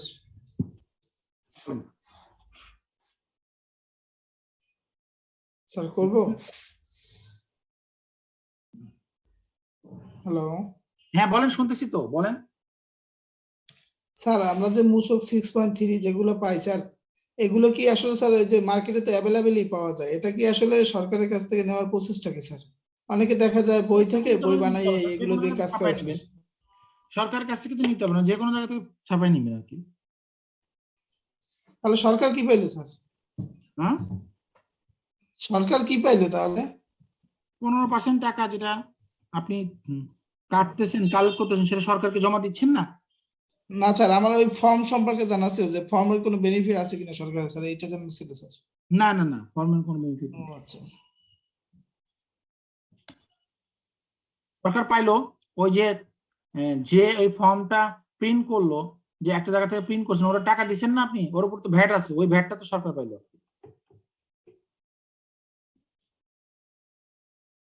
এখন আসি, এখন হলো সরবরাহকারী। এতক্ষণ দেখলাম আমরা কার দায়িত্ব, উৎসে কর্তনকারীর দায়িত্ব কি, এখন হলো সরবরাহকারীর দায়িত্ব কি।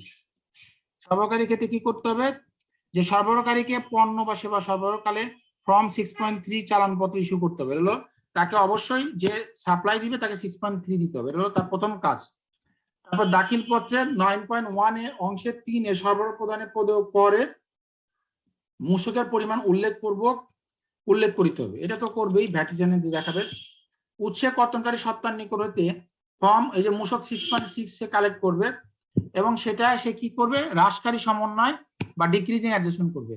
তাহলে আমি যখন ডিডাক্ট করব ভিডিএস হিসেবে, তখন আমি ইনক্রিজিং অ্যাডজাস্টমেন্ট করব, বাট আমি যখন আমার কাছ থেকে যদি কেউ ডিডাক্ট করে রাখে, তখন আমি এটাকে হ্রাসকারী সমন্বয় হিসেবে দেখাবো, ডিক্রিজিং অ্যাডজাস্টমেন্ট হিসেবে দেখাবো, দিয়ে আমি এটাকে মাইনাস করে দিব। এরপরে যে কর মেয়াদে কোনো সরবরাহকারীর বিপরীতে মূল্য পরিশোধ করা হয় সেই কর মেয়াদে, এটা একটা খুবই ইম্পর্টেন্ট জিনিস, এটা আপনাদের জানতে হবে যে এটা তো বুঝলেন যে আমি আসলে আমার কাছ থেকে যদি কেউ ভ্যাট ডিডাক্ট করে রাখে তাহলে কি হবে, তার ইম্প্যাক্টটা কি হবে। আমার কাছ থেকে যদি কেউ ভ্যাট ডিক্রিজ অ্যাডজাস্টমেন্টে দেখাইতে হবে স্যার। হ্যাঁ, ডিক্রিজিং অ্যাডজাস্টমেন্ট দেখে আমার ভ্যাট লায়াবিলিটি কমায় দিতে হবে। আর এটার একটা সময় আছে, আমি কতদিন সময় পাবো, বলতেছে যে কর মেয়াদে কোনো সরবরাহের বিপরীতে মূল্য পরিশোধ করা হয় সেই কর মেয়াদে বা সেই কর মেয়াদের পরবর্তী কর মেয়াদের মধ্যে উক্ত সমন্বয় সাধন করতে হবে এবং উক্ত সময়ের পর সমন্বয় তামা দিয়ে হবে। কথা অক্টোবর মাসে আপনি কাউকে কোনো কিছু সাপ্লাই করেছেন, হ্যাঁ, তার এগেনস্টে সে অক্টোবর মাসে আপনাকে পেমেন্ট করে দিছে, তাহলে এই যে পেমেন্ট করে দিল, তাহলে 6.6 চালান কালেক্ট করে আপনার দায়িত্ব হচ্ছে অক্টোবর মাসেই এইটা রিবেট নেওয়া বা ডিক্রিজিং অ্যাডজাস্টমেন্ট নেওয়া। কোনো কারণে যদি আপনি 6.6 চালান না পান ওর কাছ থেকে বা না কালেক্ট করতে পারেন, তাহলে আপনাকে অবশ্যই নভেম্বরের মধ্যে কালেক্ট করে নভেম্বর মাসে রিটার্নে আপনাকে অ্যাডজাস্টমেন্ট নিতে হবে। যদি আপনি না করতে পারেন তাহলে ডিসেম্বর মাসে এটা তামা দিয়ে এটা আপনার কস্টিত কোম্পানি হয়ে যাবে। এটা এখানে বলছে যে কর মেয়াদে আপনি মূল্য পরিশোধিত হয়েছে সেই কর মেয়াদে আপনি ওই 6.6টা তার কাছ থেকে নিয়ে এসে আপনি ডিক্রিজিং অ্যাডজাস্টমেন্ট দিবেন। যদি না পারেন পরের মাসের মধ্যে অবশ্যই হইতে হবে, না হলে এটা কস্টিত কোম্পানি আর কি। হ্যাঁ, ক্লিয়ার? লাস্টের কথাটা কি বললেন sir? Cost to the company, তার মানে আপনার কস্ট অফ গুডস সোল্ড বেড়ে যাবে। মনে করেন আপনি অক্টোবর মাসে আমার কাছ থেকে একটা আপনি আমাকে সার্ভিস দিচ্ছেন, আমি কি করলাম, আপনার অ্যাড সোর্সে ভ্যাট ডিডাক্ট করে রেখেছি, আমি অক্টোবর মাসে আপনাকে পেমেন্ট করে দিলাম, তখন আপনার দায়িত্ব হলো যেটা পার্সু করে আমার কাছ থেকে ওই 6.6 চালানটা নেওয়া এবং অক্টোবর মাসে রিটার্নে আপনার এটাকে অ্যাডজাস্ট করা। কোনো কারণে আমি হয়তো অক্টোবর মাসে আপনাকে দেইনি বা আপনি কালেক্ট করতে ভুলে গেছেন, তাহলে আপনাকে অবশ্যই নভেম্বর মাসের মধ্যে আমার কাছে কালেক্ট করতে হবে এবং নভেম্বর মাসের ভ্যাট রিটার্নে আপনাকে এটাকে ডিক্রিজিং অ্যাডজাস্টমেন্ট নিতে হবে। আপনি যদি নভেম্বরের মধ্যে এটাকে কালেক্ট করে ডিক্রিজিং অ্যাডজাস্টমেন্ট না নিতে পারেন, ডিসেম্বর মাসে যদি এটা কালেক্ট করেন ওটা আপনার ট্যাক্স পাতা হয়ে যাবে, ওটার আর কোনো দাম নেই। এখন আসেন জরিমানা বা সুদ। আপনি যদি প্রপারলি উৎসে কর্তন না করেন, এটা দুইজনই যাই থাকবে, উৎসে কর্তনকারী সত্তা এবং সরবরাহকারী, হ্যাঁ, যদি প্রপার প্রসিডিউর ফলো না করে তাহলে যৌথ এবং পৃথকভাবে দায়ী থাকবেন, মানে জয়েন্টলি এবং ইন্ডিভিজুয়ালি লায়াবল থাকবে। সো আপনি বলবেন যে ও অ্যাড সোর্সে ভ্যাট কাটলো কিনা আমি তো জানি না, বা ও কি করেছে আমি তো বলতে পারবো না, এটা না। আপনি যেমন কারো কাছ থেকে কোনো প্রোডাক্ট যদি কেনেন তাকে কমপ্লায়েন্ট করা যেমন আপনার দায়িত্ব, আবার যে দিচ্ছে তারও কমপ্লায়েন্ট হওয়া দায়িত্ব। তার মানে এখানে অন্যায় যে করে অন্যায় যে সহে দুজনই কিন্তু সমানভাবে দায়ী, অপরাধী আর কি। এইটাই এখানে বুঝাইতে চেয়েছে। উৎসে কর্তনের দায়িত্বে থাকা সত্ত্বেও মূসক কর্তন না করা হলে আপনার দায়িত্ব হচ্ছে যে আপনি অ্যাড সোর্সে ভ্যাট ডিডাক্ট করা, কিন্তু আপনি সেটা করলেন না, তাহলে কি হবে, আইনের 85 ধারা অনুযায়ী এবং 127 ধারা অনুযায়ী আপনার উপরে কি হবে, ওই মূল্য সঞ্চয়নকারী কর ব্যক্তি যে আছে তাকে জমা প্রদানের জন্য যা তার বিরুদ্ধে আইনানুগ ব্যবস্থা গ্রহণ করতে পারবে আর কি। হ্যাঁ, তাকে আপনার হেল্ড রেসপন্সিবল করা হতে পারে আর কি। হ্যাঁ, এবং আপনাকে জরিমানা করা হতে পারে 25,000 টাকা পর্যন্ত। এরপরে ফাইনালি কি বললো, কেন্দ্রীয় নিবন্ধিত প্রতিষ্ঠান সমূহ শাখা ও বিক্রয় কেন্দ্র তাদের কেন্দ্রীয় দপ্তরের মাধ্যমে উৎসে কর্তৃত মূসক প্রদান করবে, মানে যারা সেন্ট্রালি রেজিস্টার তারা সবগুলো এক জায়গায় হেড অফিসের থ্রুতেই হলো তারা ভ্যাট জমা দিবে আর কি, এটা বলছে। একটি সরবরাহের ক্ষেত্রে একাধিক উপাদান থাকিবার কারণে উৎসে মূসক কর্তন নিয়ে জটিলতা সৃষ্টি হলে টেন্ডার কোটেশন বা বিলে সরবরাহ উপাদান সমূহ ও প্রতিটি উপাদান বিপরীতে মূল্য আলাদাভাবে উল্লেখ করিতে হইবে এবং প্রতিটি উপাদানের উপর প্রযোজ্য হারে মূসক উৎসে কর্তন করিতে হবে। মনে করেন যে আপনি একটা কোথাও টেন্ডার বা কোটেশন সাবমিট করলেন এবং সেখানে যদি বিভিন্ন রকমের কম্পোনেন্ট আছে আর কি, হ্যাঁ, র ম্যাটেরিয়াল থাকতে পারে, তারপর আপনার লেবার ওভারহেড থাকতে পারে, এক একটার ভ্যাটের রেট হতে পারে এক এক রকম হতে পারে, সেই ক্ষেত্রে আপনাকে আলাদা আলাদা সার্ভিসের কম্পোনেন্ট অনুযায়ী আলাদা আলাদা ভাবে ভ্যাট রেট দিতে হবে যাতে আপনাকে উৎসে কর্তনটা ওটা আলাদা আলাদা করতে পারে। হ্যাঁ, এই হলো আপনার হচ্ছে উৎসে কর্তনের আর কি। আর লাস্টে কি বলছে, মূল্য সঞ্চয় কর সম্পর্ক শুল্ক আইন 2012 কার্যকর হইবার পূর্বে, মানে এই আইন কার্যকর করার পূর্বে চুক্তিবদ্ধ কিন্তু মূল্য পরিশোধ হয় নাই এমন সরবরাহের ক্ষেত্রে পরিশোধকালীন সময় প্রযোজ্য বিধান প্রযোজ্য হবে। তার মানে কি, আপনি কোনো একটা কন্ট্যাক্ট করেছিলেন 1991 সালের আইন অনুযায়ী, কিন্তু আইন পরিবর্তন হয়ে 2000 আপনার হচ্ছে হলো 12 সালের আইন প্রযোজ্য হয়েছে। তাহলে পেমেন্ট যদি আপনি এখন করেন ওই আইন পরিবর্তন হওয়ার পর, তাহলে আপনাকে এই আইন অনুযায়ী একসাথে ভ্যাট কাটতে হবে, এটা এখানে বলেছে। আই হোপ আমি আপনাদেরকে বুঝাইতে পেরেছি। স্যার একটা কোশ্চেন ছিল স্যার, আমরা যে ব্যাড রিটার্ন করি স্যার, ওই নির্দিষ্ট সময়ের মধ্যে যদি ব্যাড রিটার্নটা জমা না দেয় তাহলে তো মেবি স্যার 10,000 টাকা 10,000 টাকা পেনাল্টি হবে। এখন এই যে প্ল্যানটিটা স্যার, যারা অনলাইনে ব্যাড রিটার্নটা জমা দেয় তাদের প্ল্যানটিটা কি ওই ব্যাড রিটার্নের ভিতরে পরবর্তী মাসে দেখাবে প্ল্যানটিটা? হ্যাঁ, ওই ইনক্রিজিং অ্যাডজাস্টমেন্ট হিসেবে দেখাবেন। আচ্ছা স্যার, এই যে প্ল্যানটিটা আমার কত মাসের ভিতরে পরিশোধ করতে হবে? পরের মাসে করে দিবেন। আর যদি পরের মাসে না করি তাহলে কি এর উপর আবার জরিমানা হবে? ইন্টারেস্ট হবে। সেটা কত পার্সেন্ট হয় স্যার? 1% ইন্টারেস্ট। ও আচ্ছা আচ্ছা। আপনাকে 1% রেটে ওরা ইন্টারেস্ট চার্জ করবে, আপনাকে সেই ইন্টারেস্ট পে করতে হবে।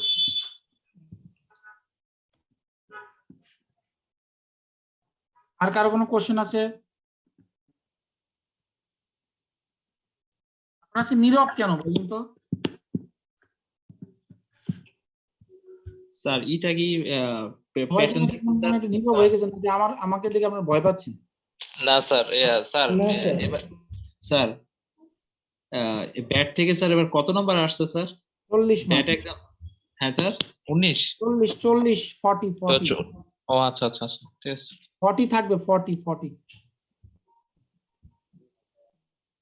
এই যে এএসআর স্যার আমার মতে স্যার এই যে এই এসআরটা সব বলা আছে স্যার, একেবারে টুকটাক যা আছে সবই বলা আছে। এএসআরটা ভালো মতো পড়লে আপনারা জিনিসটা একদম ক্লিয়ার হয়ে যাবে নাকি। আমি স্যার এটা একটু দিয়ে দিন আমাদেরকে। চ্যাট বক্সে দিয়ে দিয়েছি, চ্যাট বক্সে দেখেন পেয়েছেন কিনা চ্যাট বক্সে। লিংকটা অ্যাক্সেসিবল না স্যার প্লিজ। আর একটা চ্যাট বক্সে আমি আমার দিয়ে দিয়েছি। চ্যাট বক্সে পাইছি কিন্তু মেইলে স্যার চ্যাট বক্সে একটু লিংক সাইটে স্যার মেইলে দিলে ভালো হয়। আমি পরে আমি আবার দিয়েছি, দেখেন পিডিএফ কপি দিয়েছি। স্যার রিটার্নের একটা কপি দিতে চাইছিলেন 9.1 দিব রিটার্নের কপি দিব আপনাদেরকে। বুঝবেন আপনারা রিটার্নের কপি দিব? বুঝবেন না? স্যার একটা কপি দিলাম আপনাদের। আচ্ছা আমি এটা আচ্ছা দাঁড়ান দেখি আমার কাছে আছে রিটার্নের কপি। আজকে তো অনেক পড়া আছে। আপনি পেয়েছেন কিনা দেখেন তো, চ্যাট বক্সে দিয়েছি, পেয়েছেন কিনা? স্যার পেয়েছি স্যার, ডাউনলোড দিতেছি। জি পেয়েছি। কি চাইলেন? রিটার্নের কপি না?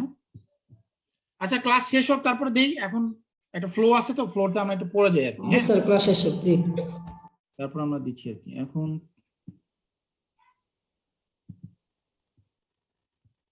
দেখা যাচ্ছে এটা? জি স্যার দেখা যাচ্ছে। জি স্যার। আমি খুব ফাস্ট যাব আর কি, হ্যাঁ, কারণ আমি অলরেডি আপনাদেরকে বেসিক জিনিসটা পড়ায় ফেলছি, কিন্তু এটা আপনাদেরকে জাস্ট পড়ার জন্য দিচ্ছি আর কি। সো ভ্যাটের ক্ষেত্রে ওই কারা কারা অথরিটি এটা এখানে বলেছে, এটা আমরা অলরেডি পড়েছি, কারা কারা কাটবে, কোন কোন ক্ষেত্রে ভিডিএস হবে সেটাও আমরা জানি। এটা জাস্ট আপনাদের জানার জন্য। এই যে ফার্স্ট শিডিউলে টেবিলে কি বলা আছে এগুলো আপনারা দেখলেই বুঝবেন। এখন যেহেতু আলোচনাটা হয়ে গেছে সেগুলো জাস্ট হলো আপনাদেরকে জাস্ট ভিজুয়ালাইজ করার জন্য যে 15% কোন কোন ক্ষেত্রে হবে, হ্যাঁ, তারপরে কার ক্ষেত্রে কত পার্সেন্ট রেট, এই যে প্রত্যেকের রেট আলাদা আলাদা এখানে করে দেওয়া আছে, হ্যাঁ, কোন কোন ক্ষেত্রে কত পার্সেন্ট রেট এগুলো সব দেওয়া আছে, 5%, 1000%। প্রকিউরমেন্ট প্রোভাইডার কারা আমরা অলরেডি ওখানে বিস্তারিত আলোচনা করেছি। প্রকিউরমেন্ট প্রোভাইডার কি হবে, কারা হবে, এগুলো সব এখানে বলা আছে যে কারা প্রকিউরমেন্ট প্রোভাইডার। এবং প্রকিউরমেন্ট প্রোভাইডার যদি কোনো ম্যানুফ্যাকচারার হয় বা এক্সাম্পটেড সাপ্লাই হয় এবং সার্ভিস যদি কোনো স্পেসিফিক ডেফিনেশনের মধ্যে পড়ে, তারা প্রকিউরমেন্ট প্রোভাইডার হিসেবে গণ্য হবে না, এটা এখানে বলেছে। ট্রেডার এবং প্রকিউরমেন্ট প্রোভাইডারের মধ্যে পার্থক্য কি? ট্রেডার এবং প্রকিউরমেন্ট প্রোভাইডারের মধ্যে পার্থক্য এটা জানার বিষয় আছে। যে এটা কি বলতেছে, ট্রেডার কারা? ট্রেডার হচ্ছে who procure from a manufacturer, যে কিনা ম্যানুফ্যাকচারার কাছ থেকে প্রকিউর করে। Who procure from a importer, an entity itself an importer, যদি সে নিজে একজন ইম্পোর্টার হয়। Who procure from any other source, হ্যাঁ, এটা হচ্ছে ট্রেডার। আবার এরাও প্রকিউরমেন্ট প্রোভাইডার আর কি। ট্রেডার এবং প্রকিউরমেন্ট প্রোভাইডারের মধ্যে খুব একটা পার্থক্য নয়। তাহলে আমি কিভাবে বুঝবো যে কে প্রকিউরমেন্ট প্রোভাইডার এবং কে ট্রেডার? হ্যাঁ, তাহলে কি বললো, an entity not registered as a manufacturer। হ্যাঁ, এখানে কিন্তু একটা অ্যাম্বিগুইটি রয়ে গেছে যে অনেকেই বলে যে আমি ট্রেডার, কিন্তু ভ্যাট অথরিটি মানতে চান না, বলে যে না তুমি প্রকিউরমেন্ট প্রোভাইডার। এটা নিয়ে একটা ডিসপিউট রয়ে গেছে। সো ট্রেডার এর উপর ভ্যাটের রেট 5%, প্রকিউরমেন্ট প্রোভাইডারের ক্ষেত্রে ভ্যাটের রেট হচ্ছে 7.5%। সো আইনে কিন্তু ট্রেডারকে কম জোর দেওয়া হয়েছে প্রকিউরমেন্ট প্রোভাইডারের উপর বেশি জোর দেওয়া হয়েছে, বলছে অন্যবিধভাবে, মানে কোটেশনের মাধ্যমে হোক, টেন্ডারের মাধ্যমে হোক, যেভাবে হোক সে ট্রেডার হিসেবে না, প্রকিউরমেন্ট পরিষেবা গণ্য হবে। এই জন্য দুইটা কিন্তু একই রকম, এখানে এটা নিয়ে কনফিউশন আছে আর কি। Inconsistency between law and SRO, এখানে কি কনসিস্টেন্সি আছে? অ্যাজ পার সেকশন 15 এ বলা আছে একটা registered entity can choose to pay VAT 15% on any supply even though the rate specified. মনে করেন একটা কোম্পানির উপর বলা আছে যে না ঠিক আছে 5% ভ্যাট রেট অথবা 7.5% ভ্যাট রেট, কিন্তু বলা আছে আইনে যে যে কেউ চাইলে 15% রেটে ভ্যাট পে করতে পারে সেলফ রেজিস্ট্রেশন নিয়ে আর কি। হ্যাঁ, কিন্তু বিডিএস রুলে আবার বলে দিচ্ছে না, আপনাকে এই 7.5% রেটে ভ্যাট কাটতে হবে বা 10% রেটে ভ্যাট করতে হবে আর কি। হ্যাঁ, তাহলে এটা কি হলো? কনফ্লিক্টিং হয়ে গেল না একটা কথা। স্যার এটা কি রেজিস্ট্রেশন বললেন স্যার? সেলফ রেজিস্ট্রেশন, সেলফ ঐচ্ছিক, কি স্যার? ঐচ্ছিক রেজিস্ট্রেশন। আমি নিজে রেজিস্ট্রেশন নিলাম যে না আমি 15% এটা ভ্যাট পে করব, আমি 7.5%। এটা কি এনবিআর থেকে নিতে হবে? হ্যাঁ হ্যাঁ হ্যাঁ, ওই নরমাল রেজিস্ট্রেশনই সেটা হলো 15%। আমি নিজেই 15% এটা ভ্যাট দেওয়ার জন্য ওই করেছি যাতে আমি ইনপুট ট্যাক্স ক্রেডিট নিতে পারি। স্যার এরকম যদি হয় যে আমি স্যার কিনছি 7.5%, বিক্রির সময় কি আমি 15% যদি কাটি তাহলে বিষয়টা কেমন হবে? না সরি স্যার আমি একটা জিনিস পারচেজ করলাম স্যার, ঠিক আছে, তখন যদি আমি 7.5% দিয়ে আসি আর আমি সেলস করার সময় যদি 15% নেই তাহলে আমি 7.5% বেশি নিলাম না?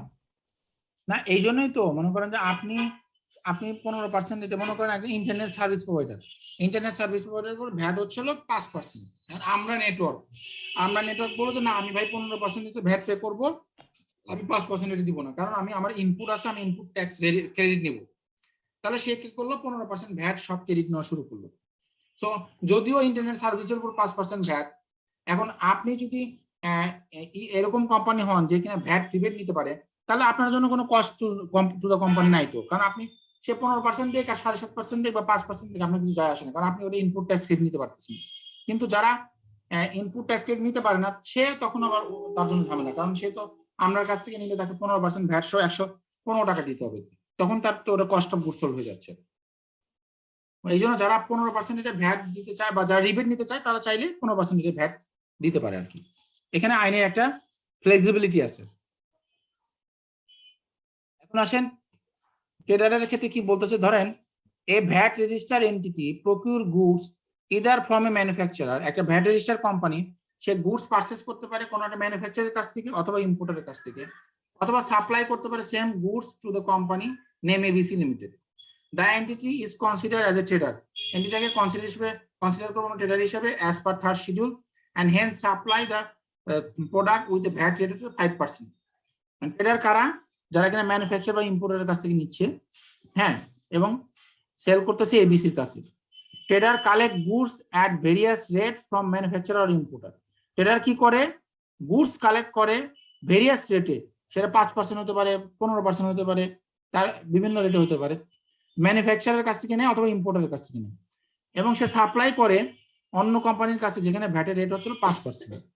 এবং কোশ্চেন হচ্ছে at what percentage ABC Limited should deduct VAT at source? কত পার্সেন্টের ভ্যাট কাটবে?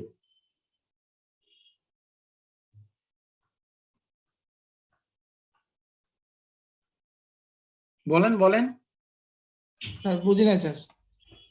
এখানে কোশ্চেন করা হয়েছে যে একটা এন্টিটি যে কিনা ট্রেডার হিসাবে তাকে মূল্যায়ন করা হয় বা তার রেজিস্ট্রেশনটা ট্রেডার হিসাবে। এখন ট্রেডার কারা? যারা কিনা ম্যানুফ্যাকচার বা ইম্পোর্টারের কাছে কিনে অন্য একটা কোম্পানির কাছে সেল করে। এখন এখানে তাহলে ভ্যাটের রেট কত হবে? যখন অ্যাডস হচ্ছে এবিসি লিমিটেড যখন ওই ট্রেডারকে ভ্যাট পেমেন্ট করবে, সে কি 7.5% ভ্যাট কাটবে না 5% ভ্যাট কাটবে? 5% স্যার, ট্রেডার বলতে 5%। এখন আসেন একই কোশ্চেন আবার করেছে, a VAT registered entity। আর ট্রেডার বলতে কি স্যার আমরা B2B বিজনেস বলতে পারি স্যার? B2B আসলে ওইভাবে না। ট্রেডারের অর্থ হলো যারা কিনা কোনো প্রোডাক্টের কোনো শেপ, ফিচার্স, ক্যারেক্টারিস্টিক্স কোনো কিছু চেঞ্জ করে না, আপনাকে শুধু সাপ্লাই করে। ধরেন ফ্লোরার অর্থাৎ পণ্যের কোনো রূপান্তর করে না, তাই তো স্যার? হ্যাঁ, মনে করেন যে আপনি হলো একজন ডিস্ট্রিবিউটরের মতো, যে আপনি মালটা নিলেন, নিয়ে খালি আপনার হাত বদল করলেন। আপনি মাম পানি সেল করেন, মাম কোম্পানি আপনাকে দিয়েছে, আপনি নিয়ে আরেকটা লোকের কাছে সেল করে দিচ্ছেন, ঠিক আছে? হ্যাঁ, এই আপনি কিন্তু কোনো কিছু করেন না, জাস্ট হাত বদল করছেন। অথবা কোনো একটা লোক ইম্পোর্ট করে নিয়ে আসছে, ওর কাছ থেকে আপনি নিয়ে আর এক জায়গায় সেল করতেছেন। সো আপনার কিন্তু কোনো এখানে কোনো নাই, কোনো রকম কোনো কারিশমা নাই আর কি। হ্যাঁ, এদেরকে ট্রেডার বলা হচ্ছে। এরপরে দেখেন, a VAT registered entity procure goods either from a manufacturer or from an importer and supply the same goods to a company named PQS Limited. এখন একটা VAT registered entity সে কিনা গুডস পারচেজ করছে একজন ইম্পোর্টারের কাছ থেকে অথবা যে কারো কাছ থেকে, এবং সেটা সাপ্লাই করেছে একটা PQS এর কাছে। The entity seems to fall under the definition of the procurement provider, hence supply the product with VAT rate is 7.5%. Say it seems to be 7.5% rate. এখানেও দেখেন কিন্তু কোনো পার্থক্য নেই। ম্যানুফ্যাকচারারও কি করে, যে প্রকিউরমেন্ট প্রোভাইডাররা ম্যানুফ্যাকচার বা ইম্পোর্টারের কাছে কিনে এবং সে এবিসির মতো PQS এর কাছে সেল করেছে, এবং সেক্ষেত্রে ভ্যাটের রেট কত হবে? 7.5%। তাহলে কি দাঁড়াচ্ছে দেখেন, ট্রেডার এবং ম্যানুফ্যাকচারের মধ্যে কিন্তু খুব একটা পার্থক্য নেই। তাহলে আপনি কিভাবে বুঝবেন যে কাকে আমি ট্রেডার হিসেবে ট্রিট করবো, কাকে আমি ম্যানুফ্যাকচার হিসেবে ট্রিট করবো? সরি, কাকে আমি ট্রেডার হিসেবে ট্রিট করবো, কাকে আমি প্রকিউরমেন্ট প্রোভাইডার হিসেবে ট্রিট করবো? এবং যখন আমার অডিট হবে, অডিটে বলবে আপনি কেন ওকে তার ট্রেডার হিসেবে ট্রিট করছেন, তার তো সে তো প্রকিউরমেন্ট প্রোভাইডার হবে। তাহলে আপনি 5% ভ্যাট কাটছেন, এখানে 7.5% হওয়ার কথা ছিল, তাহলে 2.5% কম কাটছেন, এখন 2.5% দেন, এবং তার উপর আপনাকে 50% 100% আপনাকে জরিমানা দিতে হবে, প্লাস আপনাকে 1% ইন্টারেস্ট পে করতে হবে। এক্সাম্পটেড সাপ্লাই বলতে কি বোঝায়? যেটা 100% এক্সপোর্ট ওরিয়েন্টেড অর্গানাইজেশন যদি আপনি কোনো কিছু দেন সেটা এক্সাম্পটেড সাপ্লাই। আপনি যদি ইনভেস্টর যদি বেজাতে কোনো কিছু সাপ্লাই দেন, প্রকিউরমেন্ট প্রোভাইডার ট্রেডারের মধ্যে স্যার পার্থক্যটা স্যার বুঝলাম না, একটু স্যার যদি বলে দিতেন। আমিও জানি না। Supply to an investor company in Bangladesh in hitech এ যদি হয়, সাপ্লাই ইন রূপপুর নিউক্লিয়ার, এইসব জায়গায় যদি কোনো সাপ্লাই দেওয়া হয় সেটা হচ্ছিল আপনার ভ্যাট এক্সাম্পটেড। প্রকিউরমেন্ট প্রোভাইডার এবং ট্রেডারের ভিতরে তেমন কোনো পার্থক্য নাই। প্রকিউরমেন্ট প্রোভাইডার এবং ট্রেডার দুইজনই একই সোর্স থেকে একই জায়গা থেকে মাল কেনে এবং বিক্রি করে। এখন কথা হচ্ছে যে কে প্রকিউরমেন্ট প্রোভাইডার হবে, কে ট্রেডার হবে, সেটার কোনো ক্লিয়ার ব্যাখ্যা আইনে কোথাও বলা নেই। সুতরাং খালি এইটুকু বলতে, তাহলে আমরা কাটবো কিভাবে, যে কোথা থেকে 5% কাটবো আর কোথা থেকে 7.5% আপনি সেফ সাইডে থাকার জন্য আপনি সবাইকে প্রকিউরমেন্ট প্রোভাইডার হিসেবে ট্রিট করবেন এবং 7.5% থেকে ভ্যাট কাটবেন। দিস ইজ দ্য মানে practicing, this is the practice in the market আর কি। আচ্ছা স্যার। আরো কি বলছে যে কোনটা এক্সাম্পটেড সাপ্লাই হিসেবে হবে অ্যাজ পার এসআরও 74 বলা আছে যে ফ্যাক্টরি রেন্ট যদি হয় for a registered or enlisted manufacturer or producer. আপনি যদি কোনো ফ্যাক্টরি রেন্ট নেন সেই ক্ষেত্রে তার উপরে কোনো ম্যানুফ্যাকচারিং কোম্পানির ক্ষেত্রে ফ্যাক্টরি রেন্ট নিলে তার উপরে কোনো ভ্যাট হবে না। স্যার এটা তো মনে হয় এসআরও 141 এ বলা আছে ফ্যাক্টরি সম্পর্কে স্যার, যে এক্সাম্পটেড সেটা বলা থাকতে পারে, এখানেও বলা আছে space or office use for residential purpose. আপনি যদি কোনো অফিস বা স্পেস রেসিডেন্সিয়াল পারপাসে ব্যবহার করলে তার উপর কোনো ভ্যাট হবে না। আপনি যদি 150 স্কয়ার ফিটের কম যদি কোনো কমার্শিয়াল এরিয়া নেন তাহলে তার উপর কোনো ভ্যাট দিতে হবে না। আইটিএস যদি হয়, আইটিএস আইটি এনেবল সার্ভিস প্রোভাইডারের ক্ষেত্রে কোনো ভ্যাট প্রযোজ্য হবে না। এবং rent of showroom operated by owner women entrepreneur এরকম যদি কেউ হয় তাদের ক্ষেত্রে কোনো ভ্যাট দিতে হবে না। আইটি প্রোভাইডারটা কি? IT enable services, IT enable services যারা কিনা ডিজিটাল কন্টেন্ট ডেভেলপ করে, ডিজিটাল সার্ভিস প্রোভাইড করে। যেমন আমাদের কোম্পানি সেবা প্ল্যাটফর্ম লিমিটেড, আমরা একটা আইটিএস সার্ভিস প্রোভাইডার, আমরা বিভিন্ন রকম ডিজিটাল সার্ভিস দিয়ে থাকি। সো এটা আইটি এনেবল সার্ভিসের মধ্যে পড়ে। ইম্পোর্টের ক্ষেত্রে ভ্যাট হবে 15%, এটা আমরা অলরেডি আলোচনা করছি, এটা আমরা অলরেডি ম্যাথ দিয়ে দেখাইছি আর কি। হ্যাঁ,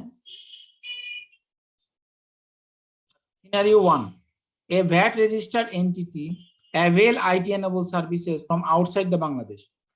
আপনি একটা বাংলাদেশের আন্ডারে ভ্যাট রেজিস্টার কোম্পানি, আপনি একটা আইটি সার্ভিস ওরাকল ইন্ডিয়া থেকে একটা সার্ভিস নেবেন। The applicable VAT rate would be 5% if the said service is obtained from the local supplier. আপনি যদি লোকালি এই ওরাকলের কাছ থেকে না নিয়ে অন্য কোনো একটা এবিসি কোম্পানি বা স্মার্ট টেকনোলজি অথবা রায়ান্স থেকে যদি আপনি নিতেন তাহলে ভ্যাটের রেট হতো 5%। The importer of service is a manufacturer and supplies its goods at the rate of 15%. এবং যে এই জিনিসটা ইম্পোর্ট করেছে বাংলাদেশে, তার কাছে যে এই সার্ভিসটা নিয়েছে তার ক্ষেত্রে ভ্যাটের রেট হচ্ছে 15%। কোশ্চেন হচ্ছে will the import of service be consider as a taxable supply. তাহলে এই যে এই কোম্পানিটা যে ভ্যাটেরান রেজিস্টার, সে যে একটা আইটি এনেবল সার্ভিস দেশের বাইরে থেকে এই সার্ভিসটা নিল ওরাকলের কাছ থেকে, এর উপরে কি ভ্যাট প্রযোজ্য হবে কি হবে না? হইলে তার রেট কত হবে? বলেন কি হবে? কে বলতে পারে দেখি? জি স্যার। স্যার এটা তো 15% হবে। ওরাকলের কাছ থেকে নিলে তো 5%। নো, দেশের বাইরে থেকে 7.5%, স্যার। দেশের বাইরে থেকে যদি কোনো সেবা নেওয়া হয় সেক্ষেত্রে সকল ক্ষেত্রে ভ্যাটের রেট হবে 15%। সেক্ষেত্রে কোনো রিডিউস রেট হবে না। জি স্যার, ওই যে বলছিলেন স্যার যে যদি হয় অনিবন্ধিত হয় ভ্যাটের রেট হবে হচ্ছে 15%। তাহলে সেক্ষেত্রে ইম্পোর্ট অফ সার্ভিসের ক্ষেত্রে অবশ্যই ভ্যাট হবে এবং ভ্যাটের রেট হবে 15%। সেকেন্ড কোশ্চেন হচ্ছে a VAT registered entity avail IT enabled services from outside Bangladesh. Applicable VAT rate is by 5% if the said service is obtained from local supplier. The importer of service is a construction service provider and supplies its service at the rate of 7.5%. Will the import of service to be considered as taxable supply?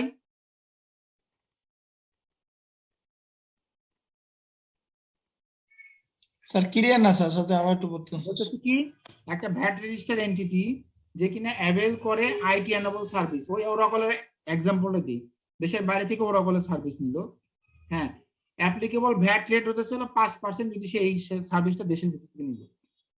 এবং এই যে importer আছে সে এই যে এটা import করলো যে কোম্পানিটা, সে একটা হলো কনস্ট্রাকশন সার্ভিস প্রোভাইডার এবং তার আউটপুট ভ্যাট রেট হচ্ছে 7.5%।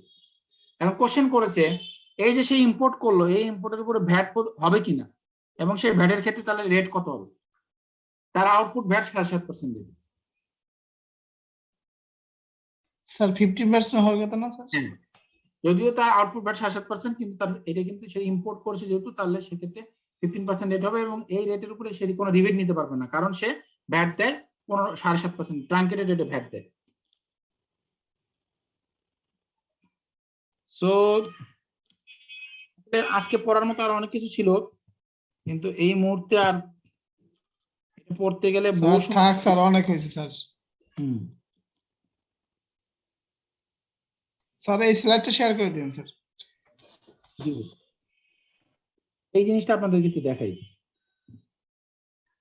দেখেন, working capital challenge and due to BDS, মনোযোগ দিয়ে দেখেন। একটা কনসালটেন্সি ফার্ম ইনভয়েস ইস্যু করলো জুলাই মাসের 10 তারিখে, তারপরে সেটা কোথায় গেল? রেজিস্টার্ড উইথহোল্ডিং এন্টিটিকে সে একটা কি করছে, একটা ইনভয়েস করেছে। তারপরে এই রেজিস্টার্ড এন্টিটি কি করলো, তাকে পেমেন্ট করলো কবে? 15 অক্টোবর। তাহলে এই কনসালটেন্সি ফার্ম রহমান হক সে একটা ইনভয়েস করলো 10 জুলাইয়ে। এই registered withholding entity ABC company Rahman হককে পেমেন্ট করলো 15 অক্টোবরে। তাহলে এই 15 অক্টোবরে সে পেমেন্টটা পেয়ে গেল। এখন কনসালটেন্সি ফার্ম যখন কিনা এই ইনভয়েস করলো জুলাই মাসের, সে কিন্তু এই ইনভয়েসের উপর ভ্যাট দিয়ে দিল কবে? অগস্ট মাসে, কারণ এটা সে রেভিনিউ হিসেবে দেখাইছে। এই রেভিনিউর উপরে কিন্তু সে 15% ভ্যাট অলরেডি জুলাই মাসের যখন রিটার্ন অগস্ট মাসের 15 তারিখে জমা দিয়েছে, তখন কিন্তু সেই ভ্যাটটা পে করে দিয়েছে। ওকে, এই পর্যন্ত ক্লিয়ার তো? এই পর্যন্ত ক্লিয়ার কিনা বলেন? একটু আরেকবার বলবেন স্যার।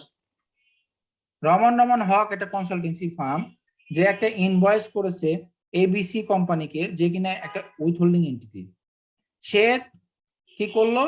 এখন প্রথমে আসি যে রহমান হক যখন ইনভয়েস করলো 10 তারিখে, সে ওইটা তার রেভিনিউ হিসেবে দেখাইছে জুলাই মাসে, তাহলে তাকে তো ভ্যাট দিয়ে দিতে হয়েছে। সে করেছে কি, আপনার যখন অগস্ট মাসের 15 তারিখে ভ্যাট রিটার্ন জমা দিয়েছে, তখন কিন্তু এই 100 টাকা রেভিনিউর উপরে 15 টাকা ভ্যাট সে জমা দিয়ে দিচ্ছে। সে কিন্তু টাকা এখনো পায়নি তার কাছ থেকে, কিন্তু ওই এবিসি কোম্পানি তাকে পেমেন্ট করলো কবে? 15 অক্টোবরে। টাকা সে পাইলো, তার ব্যাংক ডেবিট করলো আর ওই রিসিভেবল ক্রেডিট করে দিল, বাস শেষ, হিসাব শেষ। এবং ভ্যাট তো সে আগেই দিয়ে দিয়েছে। এরপরে কি হলো, ওই রেজিস্টার্ড এন্টিটি সে দিল তাকে অক্টোবরের 15 তারিখে পেমেন্ট, এবং নর্মালি নিয়ম বলা আছে কি 15 দিনের মধ্যে ভ্যাট ডিডাক্ট করতে হবে। তাহলে সে 30 অক্টোবরে ভ্যাট ডিডাক্ট করলো। ওকে, ভ্যাট ডিডাক্ট করে নিয়ম অনুযায়ী 3 দিন পর, মানে 6.3 চালানটা তাকে নভেম্বরের 3 তারিখে দিয়ে দিল। তাহলে নভেম্বরের 3 তারিখে পেয়ে গেলে সে কি করবে? নভেম্বরের 15 তারিখে সে যে রিটার্ন জমা দিবে সেই রিটার্নে সে ডিক্রিজিং অ্যাডজাস্টমেন্ট নিয়ে নিবে। কে নিবে? এই রমন হক। কারণ নিয়ম অনুযায়ী কি বলেছে যে যেদিন পেমেন্ট হবে সেই মাসেই তাকে এই 6.6 চালান কালেক্ট করতে হবে। তাহলে তো সেই মাসে তো পায় নাই, কারণ অক্টোবরের 30 তারিখে এর ডিডাকশন হয়েছে, তারপরে নভেম্বর 3 তারিখে পেয়েছে, সে নভেম্বর মাসে অ্যাডজাস্টমেন্ট নিয়ে নিবে, শেষ, খেলা খতম।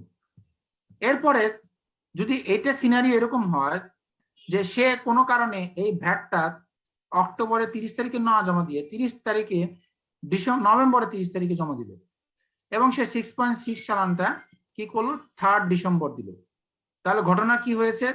সে পেমেন্ট করেছে অক্টোবরের 15 তারিখে, আইনে বলা আছে যে মাসে পেমেন্ট হবে, মানে অক্টোবর মাসে পেমেন্ট হয়েছে, তাহলে অক্টোবর মাসের মধ্যেই তার এই বিডিএসটা অ্যাডজাস্ট করার কথা ছিল, সে সেটা পারে নাই, কারণ সে এটা তাকে 6.6 দেয়নি। সে নভেম্বর মাসেও পারেনি, সে জমা দিয়েছে নভেম্বর 30 তারিখে, সে পাইলো ডিসেম্বর মাসে, তাহলে কিন্তু তার ফরফিট, তাহলে এই টাকাটা কিন্তু তার কস্ট টু দ্য কোম্পানি হয়ে যাবে। এখন কি বুঝতে পেরেছেন আপনারা? একটু জোরে বলেন, শুনতে পাই না। স্যার ক্লিয়ার না স্যার। বলেন, এত কিছু বলার পরও ক্লিয়ার না? কোন জায়গায় ক্লিয়ার না আপনি বলেন। স্যার এখানে মূল সমস্যা হচ্ছে কি স্যার, যে যেটা বলেন আরআরএস ভ্যাট জমা দিছে, আবার ওই যে এবিসি কোম্পানি জমা দিছে, এই দুইটা মনে হয় স্যার অনেক কি বুঝতে পারেন, এই যে সমস্যাটা স্যার। সেটা তো আপনার কথা শুনি, ওনারটা শুনি, কোথায় ক্লিয়ার না বলেন, কোথায় ক্লিয়ার না বলেন। স্যার এই যে আরআরএস জমা দিছে, তারপর আবার রেজিস্টার উইথহোল্ডেড এন্টিটি, রেজিস্টার উইথহোল্ডিং এন্টিটিটা মানে কি স্যার? সারাদিন পরে যদি বলে সীতাকার বাপ হয়, তাহলে তো আর কি বলবো। আচ্ছা ঠিক আছে,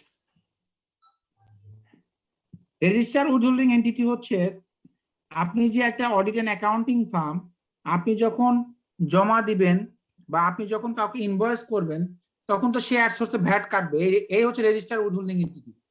এতক্ষণ আমরা কি বললাম যে কে অ্যাডসোর্সে ভ্যাট ডিডাক্ট করবে, যে কিনা register withholding entity. Register withholding entity কে? ব্যাংক, বীমা, আর্থিক প্রতিষ্ঠান, অথবা কোনো company, private limited company, public limited company, অথবা অটোনমাস বডি, এরা হচ্ছে রেজিস্টার উইথহোল্ডিং এন্টিটি। তো কথা রমন হক একটা ইনভয়েস করেছে, হ্যাঁ, এবিসি কোম্পানির কাছে। এই এবিসি কোম্পানি তাকে পেমেন্ট করেছে 15 অক্টোবরকে, 15 অক্টোবর রমন হককে পেমেন্ট করেছে, এবং আইন অনুযায়ী তাকে বিডিএস চালান দিয়ে দিছে উইথহোল্ডিং 6.6 30 অক্টোবর, এবং সেটার সাথে সে ডিক্রিজিং অ্যাডজাস্টমেন্ট তার রিটার্নে সে যথাসময় 3 নভেম্বর মধ্যে নিয়ে নিছে।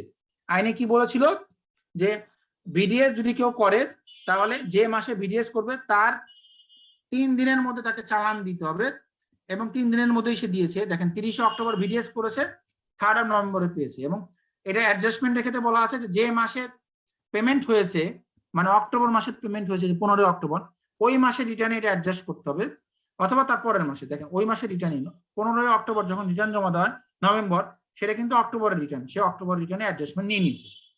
এই পর্যন্ত বুঝছেন? জি স্যার।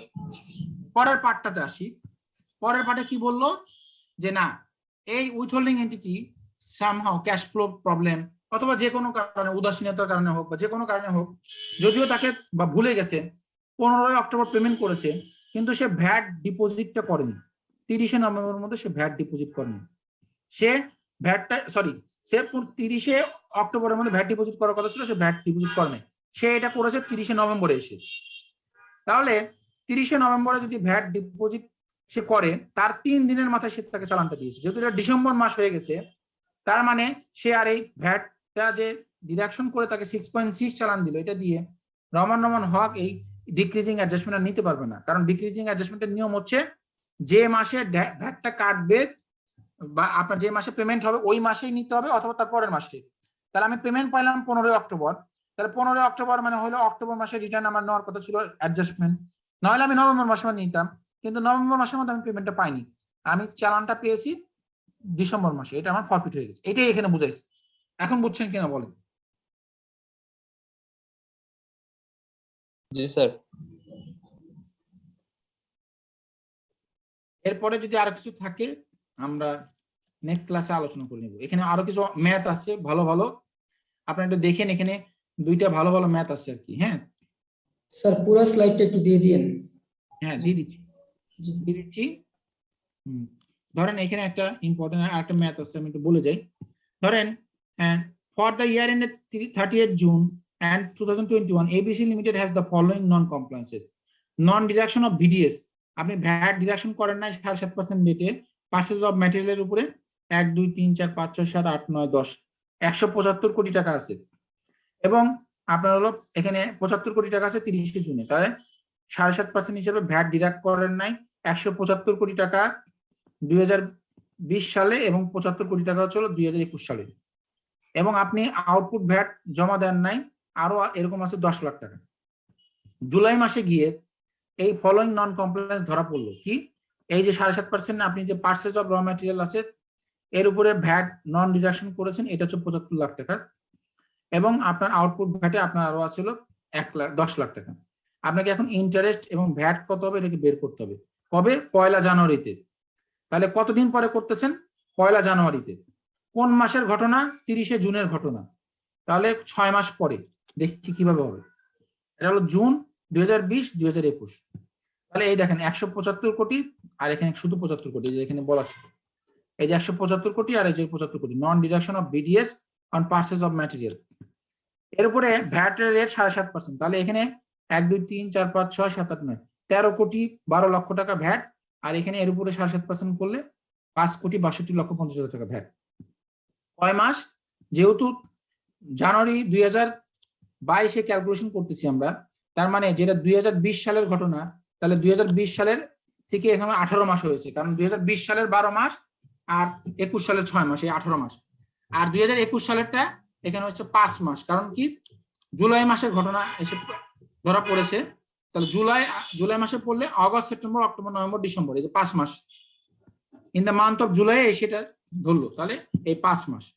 তাহলে ইন্টারেস্ট কত হচ্ছে আপনার 2% হিসেবে, 2% হিসেবে এখানে আপনার আসবে হলো এখানে 4,37,000, এখানে 1,87,000। তাহলে এই 18 দিয়ে মান্থলি এটা হলে 6 মাস, এটা ক্যালকুলেশন বলা আছে 6 মাসের ভিত্তিতে আপনাকে ইন্টারেস্ট ক্যালকুলেশন করতে হয়। এইভাবে এখানে ক্যালকুলেশন করে টোটাল ইন্টারেস্ট আসছে 78 লাখ আর এখানে 9 লাখ। তাহলে টোটাল পেমেন্ট কত? এখানে 13 কোটি 91 লাখ, এখানে হচ্ছিল 5 কোটি 71 লাখ। এইভাবে আপনাকে ইন্টারেস্ট ক্যালকুলেশন করতে হবে। এটা আপনারা দেখেন, নেক্সট ক্লাসে প্রয়োজন আমরা আরো আলোচনা করব। স্যার ইন্টারেস্ট স্যার একটু স্যার আগের এখন বলবো না, আপনারা আগে নিজেরা বুদ্ধি খাটান, তারপরে নেক্সট ক্লাসে বলবো। জি স্যার। আগে নিজেরা বুদ্ধি খাটান।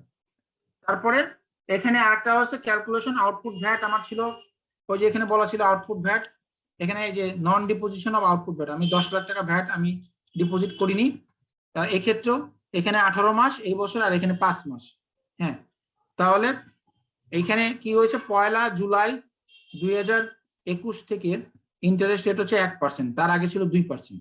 তাহলে আপনার এখানে এই জুন পর্যন্ত 2020-এর জুন পর্যন্ত 21-এর জুন পর্যন্ত 2% রেট হবে, আর তারপরে থেকে 1% রেট হবে। তাহলে এখানে এইভাবে পার মান্থে 20,000 টাকা, এখানে 10,000 টাকা আসছে। টোটাল ইন্টারেস্ট 3,60,000, এখানে 50,000।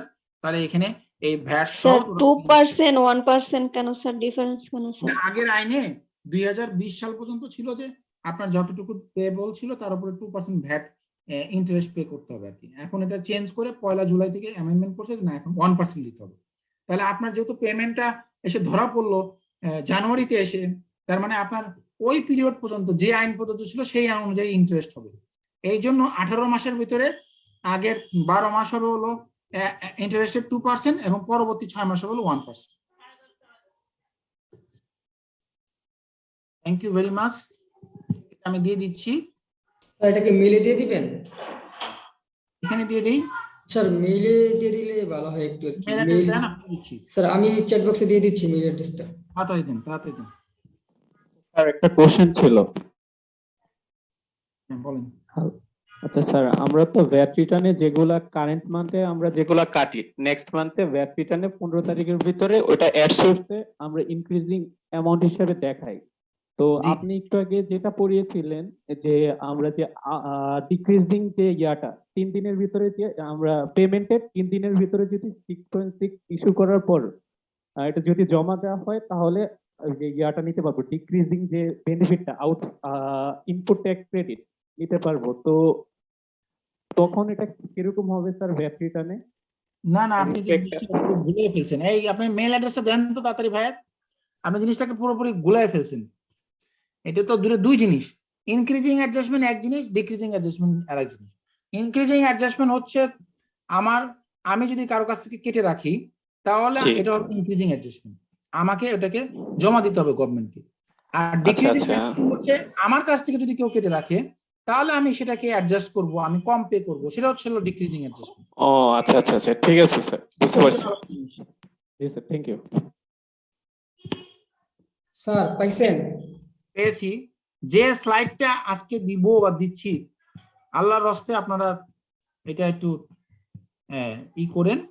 এখানে অনেক কিছু আছে, নেক্সট ক্লাসে আমি দরকার পড়ে আরো একটা আলোচনা করবো। হ্যাঁ জি স্যার।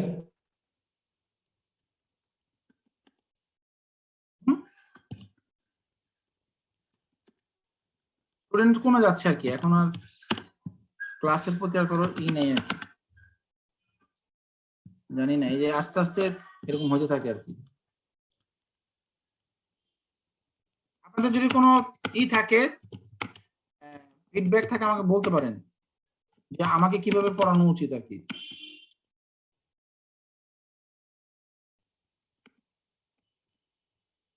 পড়ানো কি বেশি ফাস্ট হয়ে যাচ্ছে? না স্যার ঠিক আছে। আচ্ছা ঠিক আছে। এত স্লো হলে তো আবার স্যার শেষ করতে পারবেন না। শেষ করতে পারবো না তখন আর কি, তখন তো আরেক ঝামেলা হয়ে যাবে। জি। তো স্টুডেন্ট যে কেন নয় আমি বুঝি না, আপনাদের ফোকাস যে কোথায়, আমার খুব ভয় হয় আর কি আপনাদেরকে নিয়ে। আমাদের একমাত্র সিরিয়াসনেস না থাকার কারণে হ্যাঁ আপনারা পাস করতে পারেন, একমাত্র সিরিয়াসনেস না থাকার কারণে। That is very very important, very very important. আমরা যে কিভাবে পাস করছি, কিভাবে পড়ালেখা করছি আপনারা জানেন না আর কি ভাই, ওটা বলে লাভ নেই। মাঝে মাঝে শেয়ার করেন, তাহলে আমরাও ওইভাবে পড়বো আর কি ইনশাআল্লাহ। হবে না? হ্যাঁ পাঠিয়ে দিয়েছি আর কি। হ্যাঁ ঠিক আছে। পাস করে যদি এত সহজ হতো, আমাদের একটু সাজেস্ট করলে বেটার হতো স্যার। যে পাস করে যদি এত সহজ হতো তাহলে তো কাজই হতো। জি স্যার, সবাই সিএ পড়তো আইসা। এই যে এক্সাম্পল ম্যাথটা আমি চ্যাট বক্সে দিয়ে দিচ্ছি, এক্সাম্পল ম্যাথটা। ঠিক আছে স্যার। এটা করে দিয়েছি তো? জি ঠিক আছে। এই এক্সাম্পল ম্যাথটা আপনি এখান থেকে নিয়ে নিন। ঠিক আছে স্যার, দিয়ে দেন চ্যাট বক্সে। ওকে, থ্যাংক ইউ স্যার। লাইফের সবচাইতে কঠিনতম কাজের একটা আর কি। হ্যাঁ যদি লাইফের জি স্যার এত সহজ না আর কি, নাথিং ইজ, মানে আপনার লাইফটাকে কিভাবে চান, everything is in your hand আর কি। হ্যাঁ আপনি যদি নিজের লাইফটাকে, আপনি কি 6 ডিজিট ইনকাম করতে চান কি চান না, ইটস টোটালি মানে ইন ইউর হ্যান্ড। আপনি কি 30 বছর কষ্ট করবেন না 3 বছর কষ্ট করবেন, সেটা আপনাকেই ডিসাইড করতে হবে। Nobody else can help you except yourself আর কি। হ্যাঁ তো এটাকে মাথায় রাখতে হবে। তো আপনারা যদি সিরিয়াস না হন তাহলে it will be very very tough আর কি, it will be very very tough. তো এই জন্য বলতেছি আর কি। হ্যাঁ আপনাদের this is the golden time, কারণ এই 3 বছর পরে আপনারা কিন্তু আর সময় পাবেন না, তখন নানান রকম ঝামেলা আসবে, নানান রকম ইস্যুস আসবে, ফ্যামিলি ইস্যুস থাকবে। হ্যাঁ so that will be very very difficult, very very difficult আর কি। 3 বছর পরে আপনি চাইলেও কিছু করতে পারবেন না আর কি। হ্যাঁ so this is the golden time, এটাকে কাজে লাগান আর কি। হ্যাঁ এই সময়টা যদি একবার চলে যাও, যে বলা হয় না ঝড়ের সময় যদি আম না কুড়ান তাহলে জীবনও কুড়াইতে পারবেন না আর কি। হ্যাঁ সো এই 3 বছরই সময় পাস করার জন্য, এই 3 বছরের মধ্যে যদি আপনারা 2টা লেভেল কমপ্লিট করতে পারেন তাহলে মনে করেন যে আপনি আগে গেলেন আর কি। Thank you very much, good night sir. আপনারা যে রিটার্নের কপিটাও চ্যাট বক্সে দিয়েন। রিটার্নের কপিটা আমি বুঝতেছি না, পাচ্ছি না আর কি। আচ্ছা দিয়ে দিচ্ছি, চ্যাট দিয়ে দিচ্ছি। রিটার্ন রিটার্ন রিটার্ন রিটার্ন দিয়ে কি হবে? আপনারা তো লেখাপড়া করেন না, এত কিছু নিয়ে কি হবে? করবো ইনশাআল্লাহ, করবো। আমি আপনাদের উপর বিরক্ত আর কি। ঠিক আছে, দিয়ে দিছি। ওকে, জি, thank you, take care, good night, see you next class আর কি। হ্যাঁ, পেয়েছেন কিনা দেখেন। জি স্যার, পেয়েছি। ওকে, আপনারা ভালো মতো লেখাপড়া করেন, সিরিয়াসলি লেখাপড়া করেন। হ্যাঁ, যদি পাস করতে চান এক চান্সে, কোনো শর্টকাট কোনো বুদ্ধি নাই, লেখাপড়া করতে হবে। আপনারা কি এক্সাম দিয়েছেন, মক এক্সাম দিয়েছেন? জি না স্যার। মক এক্সাম দেন, নতুন কোশ্চেন দেখেন, এবারে কোশ্চেন কিভাবে হয়েছে সেগুলো দেখেন। হ্যাঁ, এখন কিন্তু পাস করা অনেক সহজ হয়ে গেছে আর কি। হ্যাঁ, এবং আমার ধারণা লেখাপড়া ঠিক মতো করলে, প্রপারলি ক্লাস করলে, মক এক্সাম দিলে না পাস করার কোনো কারণ নেই। কারণ আগে রেজাল্ট ছিল টিচারের হাতে, এখন রেজাল্ট আপনার হাতে চলে গেছে। আপনি কোশ্চেনের আনসার দিতে পারলে প্রপারলি আপনি পাস করবেন। এখন স্যার বইয়ের সাথে ঝগড়া করে এসে, অফিসে মেজাজ খারাপ করে এসে খাতা নাম্বার কম দেওয়ার অপশন নাই। নাম্বার কম দিত, এখন তো সেই সুযোগ নেই। Okay, good night. Recording stopped.